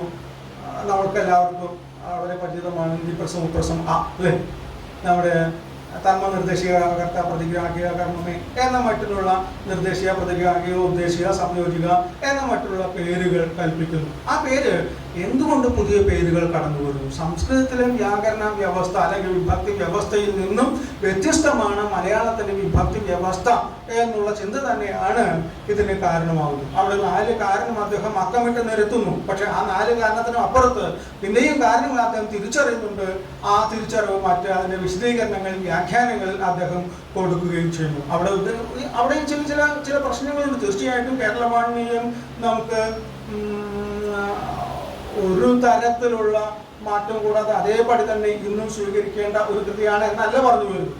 അവിടെയും തിരസ്കരിക്കേണ്ട ചില ഇടങ്ങൾ സ്വാഭാവികമായിട്ടുണ്ട്. ഇപ്പോൾ തന്മനിർദ്ദേശിക കർത്ത എന്നുള്ള നമ്മുടെ അദ്ദേഹത്തിന്റെ അതിലെ ആദ്യ നിർവചനം തന്നെ എടുക്കുക. തന്മരൂപം നിർദ്ദേശികയാണ്, നിർദ്ദേശിക കർത്താവിനെയാണ് കുറിക്കുന്നത്. ശരിയാണ്, നിർദ്ദേശിക കർത്താവിനെയാണ് കുറിക്കുന്നത്. പക്ഷെ അത് എല്ലായ്പ്പോഴുമല്ല. ചില പ്രത്യേകതരം വാക്യങ്ങളിലാണ് അത് നിർദ്ദേശിക കർത്താവിനെ കുറിക്കുന്നത്. നമുക്ക് പറയാം അത് കർത്തരി പ്രയോഗത്തിലാണ്, അല്ലെങ്കിൽ കർത്തരി പ്രയോഗത്തിൽ മാത്രമാണ് നിർദ്ദേശിക കർത്താവിനെ കുറിക്കുന്നത്. കർമ്മണി പ്രയോഗത്തിൽ നോക്കൂ. കർമ്മണി പ്രയോഗത്തിൽ നിർദ്ദേശിക ആരെയാണ് കുറിക്കുന്നത്? അത് കർമ്മത്തെയാണ് കുറിക്കുന്നത്. നമ്മൾ പരമ്പരാഗതമായി പറഞ്ഞു വരുന്ന ഉദാഹരണം, രാമൻ രാവണനെ കൊന്നു. അത് കർത്തരി പ്രയോഗം. അവിടെ നിർദ്ദേശിക ആരാണ്? രാമനാണ്. രാമനാരാണ്? കർത്താവാണ്. ഓക്കെ, ശരി. രാവണൻ രാമനാൽ കൊല്ലപ്പെട്ടു എന്നതാണ് കർമ്മണി പ്രയോഗത്തിലെ വാക്യം. അവിടുത്തെ നിർദ്ദേശിക ആരാണ്? രാവണനാണ്. രാവണൻ കർത്താവാണോ? അല്ല. നമുക്കറിയാം രാവണൻ അവിടെ ആരാണ്? കർമ്മമാണ്. എന്തുകൊണ്ട് രാവണൻ കർമ്മമായി? അത് കർമ്മത്തിന് പ്രാധാന്യമുള്ള വാക്യമാണ്. അങ്ങനെയുള്ള വ്യാകരണത്തെ കുറിച്ച് പറയുമ്പോൾ വാക്യഘടന വളരെ പ്രധാനപ്പെട്ട ഒന്നാണ് എന്നുള്ള ചിന്ത നമുക്ക് ഈ കാലത്ത് ഉണ്ടാകുന്നുണ്ട്. അത് അദ്ദേഹം ആ രീതിയിൽ ഉൾക്കൊണ്ടിരുന്നില്ല എന്നുള്ളതാണ്. കേരളവാണ്യം ഈ തരത്തിൽ വരുന്നതിന് പല കാരണങ്ങളുണ്ടാകും. ഒന്ന്, പാഠ്യപദ്ധതിയുടെ ഭാഗമായി അദ്ദേഹം മാറി എന്നുള്ളതാണ്. അന്നത്തെയും അതിനെ തുടർന്ന് വന്ന കാലഘട്ടത്തിലെയും പാഠ്യപദ്ധതിയിൽ കേരളവാണ്യം വളരെ പ്രധാനപ്പെട്ട ഒരു പുസ്തകമായിട്ട് കടന്നു വന്നു എന്നുള്ളതാണ്. എന്നാൽ ആധുനിക ഘട്ടത്തിൽ നമ്മുടെ യൂണിവേഴ്സിറ്റി വഴി അടുത്ത് നടത്തിയ പല പരിഷ്കരണങ്ങളുടെ ഭാഗമായിട്ട് കേരളവാണിജ്യം എന്ന പുസ്തകത്തിന്റെ പേര് വേണ്ട, വിഷയാധിഷ്ഠിതമായി വ്യാകരണത്തെ പഠിപ്പിച്ചാൽ മതി എന്ന സിലബസുകൾ ഉണ്ടാക്കി, മറ്റു സിലബസുകൾ ഉണ്ടാക്കി. പക്ഷേ അവിടുത്തെയും കുട്ടികൾ പഠിച്ചത് എന്താണ്? അവിടുത്തെ കുട്ടികളെ അധ്യാപകർ പഠിപ്പിച്ചത് എന്താണ്? ഈ കേരളവാണ്യമാണ്. ഈ കേരളവാണ്യത്തെ കേന്ദ്രീകരിച്ചുകൊണ്ടാണ് അവിടെ പഠിപ്പിക്കുകയും ചെയ്തത്. അത് കേരളവാണ്യത്തിന്റെ കുഴപ്പമാണ് എന്ന് പറയാമോ? അത് കേരളവാണ്യത്തിന്റെ കുഴപ്പമല്ല, കേരളവാണ്യത്തിന്റെ ഒരു സാധ്യതയാണ്. ഈ അധ്യാപകർ 100 വർഷം മുൻപത്തെ കേരളവാണ്യം മാത്രം പഠിപ്പിക്കുകയാണ് ചെയ്തത്. അല്ല, അവർ ഇന്നത്തെ വർത്തമാനകാല ഭാഷയെയും അവർ അവിടെ ഉപയോഗിക്കുന്നുണ്ട്. ആ ഭാഷയെ പ്രയോഗിക്കുവാൻ വിദ്യാർത്ഥികളെ സജ്ജരാക്കുക തന്നെയാണ് ചെയ്തത്. അപ്പോൾ സമകാല ജീവിത സാഹചര്യത്തെ അഡ്രസ് ചെയ്യുന്ന രീതിയിൽ വ്യാകരണം പഠിപ്പിച്ചപ്പോഴും ഈ കേരളവാണ്യം അവിടെ കടന്നു വന്നു എന്നുള്ളതാണ്. ഒരു കുറ്റിയിൽ കറങ്ങിത്തിരിയുന്ന കാഴ്ചയാണ് നമുക്ക് അവിടെ കാണാനായിട്ട് സാധിച്ചത്. ചരിത്രത്തെ തിരസ്കരിച്ച് മുന്നോട്ട് പോകാനായിട്ട് സാധ്യമല്ല എന്നാണ് ഇതെല്ലാം തെളിയിക്കുന്നത്. 5 മിനിറ്റ് ഞാൻ ഇത് അവസാനിപ്പിക്കാം. ഇനി നമുക്ക് എന്താണ് ചെയ്യാനായിട്ട് സാധിക്കുക? എന്താണ് നമ്മൾ ചെയ്യേണ്ടത്? പരിഷ്കരിക്കുക, ക്രമപ്പെടുത്തുക, കൂട്ടിച്ചേർക്കലുകൾ നടത്തുക. തീർച്ചയായിട്ടും കേരളവാണ്യത്തിൽ പരിഷ്കരിക്കാനുണ്ട്, ക്രമപ്പെടുത്താനുണ്ട്, അതുപോലെ തന്നെ കൂട്ടിച്ചേർക്കാനും ഉണ്ട്. ഇതെല്ലാം ചെയ്യാൻ സാധ്യമായ ഒരു ഓപ്പൺ എൻഡഡ് ആയിട്ടുള്ള തുറന്ന ഒരു പുസ്തകമായിട്ട് നമുക്ക് കേരളവാണ്യത്തെ കാണാവുന്നതാണ്. വ്യത്യസ്തങ്ങളായ കാഴ്ചസ്ഥാനങ്ങളിലൂടെ ഇതിനെ സമീപിക്കാനായിട്ട് നമുക്ക് സാധിക്കുന്നതാണ്. ഇതെല്ലാം ആവശ്യമാണ് എന്നാണ്. സന്ധി അടക്കമുള്ള ഇടങ്ങളിൽ, സന്ധി നമുക്ക് എല്ലാവർക്കും അറിയുന്ന ഒരു ഏരിയയാണ് അല്ലേ? എല്ലാവർക്കും അറിയാം സന്ധി. പക്ഷേ നോക്കൂ, സന്ധിയുടെ നിർവചനത്തിൽ അടക്കം പരിഷ്കാരം നമുക്ക് അവിടെ ആവശ്യമുണ്ട്. എന്താണ് സന്ധി? വർണ്ണങ്ങൾ തമ്മിലുള്ള ചേർച്ചയാണ് സന്ധി എന്നാണ് AR രാജരാജവർമ്മ കേരളവാണ്യത്തിൽ പറയുന്നത്. AR മാത്രമല്ല, പിന്നീടുള്ള പല ആളുകളും പറഞ്ഞത് തന്നെയാണ്. അങ്ങനെയാണെങ്കിൽ കണ്ണ് എന്നുള്ളത് പിരിച്ചെഴുതേണ്ടി വരും, പല്ല് പിരിച്ചെഴുതേണ്ടി വരും. പക്ഷേ കണ്ണും പല്ലൊക്കെ പിരിച്ചെഴുതാനായിട്ട് നമ്മൾ പറയാറുണ്ടോ, ആവശ്യപ്പെടാറുണ്ടോ? ഇല്ല. കാരണം അവിടെ സന്ധി ഉള്ളതായിട്ട് നമ്മൾ സങ്കല്പിക്കുന്നില്ല. താമരക്കുളം, അവിടെ താമര, കുളം, രണ്ട് പദങ്ങൾ തമ്മിലുള്ള ചേർച്ചയാണ് സന്ധി എന്ന് പറയാം. പക്ഷെ കണ്ടു എന്നുള്ളത് അതിൽ സന്ധി അവിടെ ഉണ്ടെന്ന് പറയാനായിട്ട് സാധ്യമല്ല. അപ്പൊ ഇങ്ങനെ നമ്മൾ നോക്കുമ്പോൾ ഏറിന്റെ തന്നെ ടേമുകൾക്ക് വെച്ച് നമുക്ക് പറയാം ശബ്ദങ്ങൾ തമ്മിലുള്ള ചേർച്ചയാണ് സന്ധി. എന്തിന് സന്ധി? തിരിച്ച് വീണ്ടും ചോദ്യം വരുന്നു, എന്തിന് സന്ധി? നമുക്ക് എല്ലാവർക്കും അറിയാം രാപ്പകൽ എന്നെഴുതും തെറ്റാണ് എന്നറിയാം. എന്തുകൊണ്ട് തെറ്റ്? എന്ത് തെറ്റാണെന്ന് അറിഞ്ഞിട്ടും നമ്മൾ എത്രയധികം പത്രങ്ങളിൽ, എത്രയധികം സമര ഇടങ്ങളിൽ, നമ്മൾ ചുമരുകളിൽ നമ്മൾ കാണുന്നു രാപ്പകൽ സമരം എന്ന് കാണുന്നു. ഇരട്ടിക്കണ്ട, അതെ നമ്മൾ പറയുന്നു. പക്ഷെ എന്തുകൊണ്ട് ഇരട്ടിക്കണ്ട? എന്നാൽ താമരക്കുളത്തിൽ ഇരട്ടിക്കണം. എന്തുകൊണ്ട് ഇരട്ടിക്കണം? ഇത് നമുക്ക് പറയാനായിട്ട് സാധിക്കണം. ഇവിടെ സംഭവിക്കുന്നത് എന്താണ്?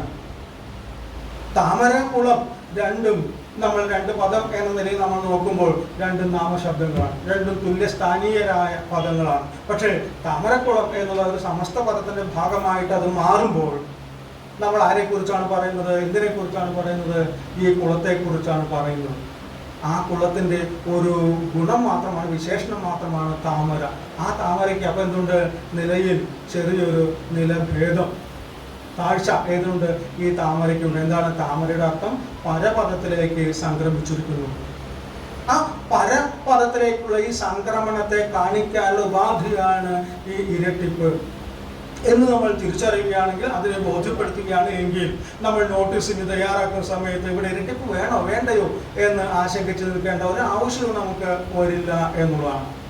ആ ബോധ്യം ഉണ്ടാകുകയാണെങ്കിൽ ഈ ഇരട്ടിപ്പ് രാപ്പകൽ എന്നുള്ളിടത്ത് ഇരട്ടിക്കേണ്ട എന്നും കൈകാലുകളിൽ ഇരട്ടിക്കേണ്ട എന്നും ഒക്കെ നമുക്ക് നമ്മുടെ അറിവിന്റെ ഭാഗമായിട്ട് മാറും. പലപ്പോഴും വ്യാകരണം എന്നുള്ളത് എവിടെയോ മാറി നിൽക്കുന്ന, നമ്മെ തന്നെയും കടിക്കാൻ വരുന്ന ഒരു വിഷജീവിയാണ് എന്നുള്ള ചിന്തയാണ് പലപ്പോഴും വ്യാകരണത്തെ കുറിച്ച് പറയുമ്പോൾ ഉണ്ടാവും. അങ്ങനെയല്ല. നിങ്ങൾക്ക് സിനിമ പാട്ടിലും നമ്മുടെ കവിതയിലും നിങ്ങൾക്ക് എന്ത് കാണാം? വ്യാകരണം കാണാനായിട്ട് സാധിക്കും.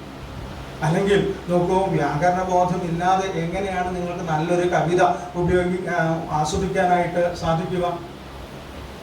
ചിലപ്പോൾ രൗണ്ട്യെണ്ണൊക്കെ പറഞ്ഞേ ഞാൻ വ്യാകരണം നോക്കിയിട്ടല്ല കവിത എഴുതുന്നത്. പക്ഷേ രൗണ്ട്യെണ്ണേക്കാൾ വ്യാകരണ ബോധമുള്ള ആരായിരിക്കും നമ്മുടെ കൂട്ടത്തിലുണ്ടാവുക? ഭാഷ ഇത്രയും സൂക്ഷ്മമായിട്ട് ഉപയോഗിക്കുന്ന ഏതൊരാളിലും, ഏതൊരു വൈയാകരനേക്കാളും എന്തുണ്ട്? ഭാഷാബോധം, വ്യാകരണ ബോധം ഉൾച്ചേർന്നിട്ടുണ്ട് എന്നുള്ളതാണ്. ചോംസ്കി പറയുന്നുണ്ട് വ്യാകരണം ചമയ്ക്കേണ്ടത് എങ്ങനെയാണ്, എന്തിനടിസ്ഥാനമാക്കിയാണ്? ഇങ്ങനെയുള്ള ഭാഷാജ്ഞാനത്തെ അടിസ്ഥാനമാക്കിയാണ് വ്യാകരണം ചമയ്ക്കേണ്ടത് എന്നാണ് അദ്ദേഹം പറയുന്നത്.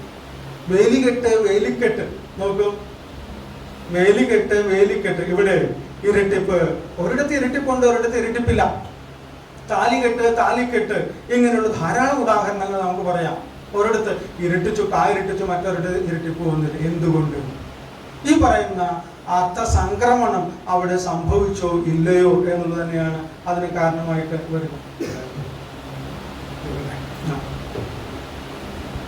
ഈ പറയുന്ന ആ വ്യത്യാസം നമ്മൾ തിരിച്ചറിയുക എന്നുള്ളതാണ്. അതുപോലെ തന്നെ സമാസങ്ങൾ, സമസ്ത പദത്തെക്കുറിച്ചുള്ള ചിന്ത നമുക്ക് വളരെ വലിയ ഒരു ഏരിയ, വലിയ ആശങ്ക ഉളവാക്കുന്ന ഏരിയയാണ്. എങ്ങനെയാണ് നമ്മൾ സമസ്ത പദത്തെക്കുറിച്ച് മനസ്സിലാക്കുന്നത്, പറയുന്നത്? നേരത്തെ നമ്മൾ എങ്ങനെയാണോ ഗ്രഹിച്ചു വെച്ചത് അതിനെ മാത്രം മുൻനിർത്തിക്കൊണ്ടാണ് പലപ്പോഴും ഇവയെക്കുറിച്ച് പറയുന്നത് എന്ന് പോലും പറയേണ്ടി വരുന്നത്. എന്ന് വെച്ചാൽ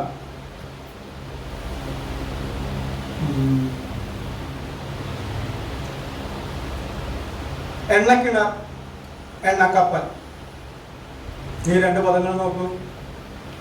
ഘടനാപരമായി രണ്ടും ഒരേ ഘടനയാണ്. എണ്ണ, കിണർ, രണ്ട് നാമശബ്ദങ്ങൾ അവിടെ ചേർന്നിരിക്കുന്നു. പക്ഷേ അവ ചേർന്നപ്പോൾ ഉണ്ടായ അർത്ഥം വ്യത്യസ്തമായി പോയി. ഒന്ന് എണ്ണ വഹിക്കുന്ന കപ്പലും മറ്റൊന്ന് എണ്ണ ഉൽപ്പാദിപ്പിക്കുന്ന കപ്പലും കിണറുമാണ്. ഇങ്ങനെയുള്ള മാറ്റം എങ്ങനെ ഉണ്ടായി? ഇവിടെ നമ്മൾ തന്നെ തിരിച്ചറിയുന്നുണ്ട് ഇതിന് പിന്നിൽ ഒരു വാക്യമുണ്ട്. ആ വാക്യം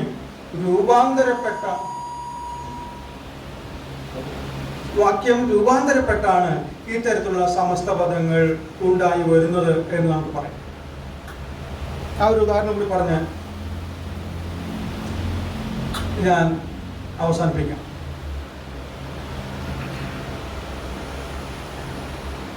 ആനക്കൊമ്പ്. എന്താ ആനക്കൊമ്പ്? ആനയുടെ കൊമ്പാണ് എന്ന് നമുക്കറിയാം. എങ്ങനെ ഈ ആനയുടെ കൊമ്പ് ഉണ്ടായത്? അതിന് മുന്നോടിയായി ഒരു കേവലവാക്യത്തിൽ നമുക്ക് സങ്കല്പിക്കാവുന്നതാണ്. ആനയ്ക്ക് കൊമ്പ് ഉണ്ട്. ആനയ്ക്ക് കൊമ്പുണ്ട് എന്നതിൽ നിന്നും, ആ വാക്യത്തിൽ നിന്നും ഒരു അംഗവാക്യത്തെ ഉണ്ടാക്കിയെടുക്കാം. ആനയുടെ കൊമ്പ്. ആനയ്ക്ക് കൊമ്പുണ്ട് എന്നുള്ളൊരു പൂർണ്ണവാക്യമാണ് എങ്കിൽ, ആനയ്ക്ക് കൊമ്പുണ്ട് എന്നുള്ള പൂർണ്ണവാക്യമാണെങ്കിൽ ആനയുടെ കൊമ്പ് എന്നുള്ളത് ഒരു അപൂർണവാക്യമാണ്, അംഗവാക്യം മാത്രമാണ്.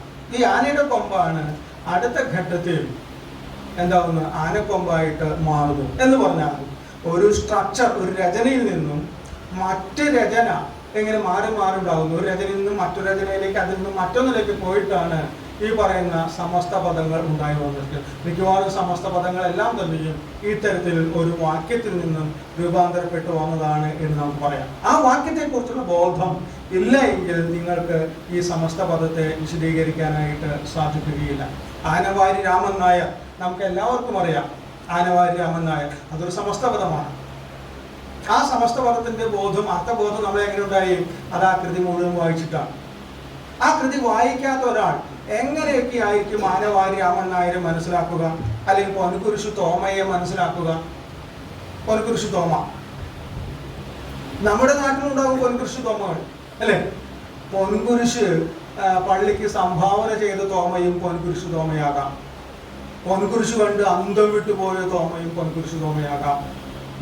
എന്ത് പറയുമ്പോഴും ഏത് പറയുമ്പോഴും എൻ്റെ പൊന്നിൻ കുരിശാണേ സത്യം എന്ന മട്ടിൽ പറയുന്ന തോമയും പൊൻകുരിശു തോമയാകാം. ഇങ്ങനെ പലതരത്തിൽ ആകാം. ഇങ്ങനെ വാക്യങ്ങൾ, അത് ഏത് വാക്യത്തിൽ നിന്നാണ്, ഏത് മൂലത്തിൽ നിന്നാണ് ഉണ്ടായത് എന്നറിഞ്ഞെങ്കിലേ കൃത്യമായിട്ട് നമുക്കിതിനെ വിശദീകരിക്കാനായിട്ട് സാധിക്കുകയുള്ളൂ എന്നാണ് പറഞ്ഞിരുന്നത്. ഇതെല്ലാം, ഇതിനെക്കുറിച്ച് എല്ലാമുള്ള സൂചനകൾ പല ഇടങ്ങളിലായി കേരള പാണ്ഡിത്യത്തിലുണ്ട്, അവിടെ കൂട്ടിച്ചേർക്കാൻ ഉണ്ട് എന്നാണ് പറഞ്ഞത്.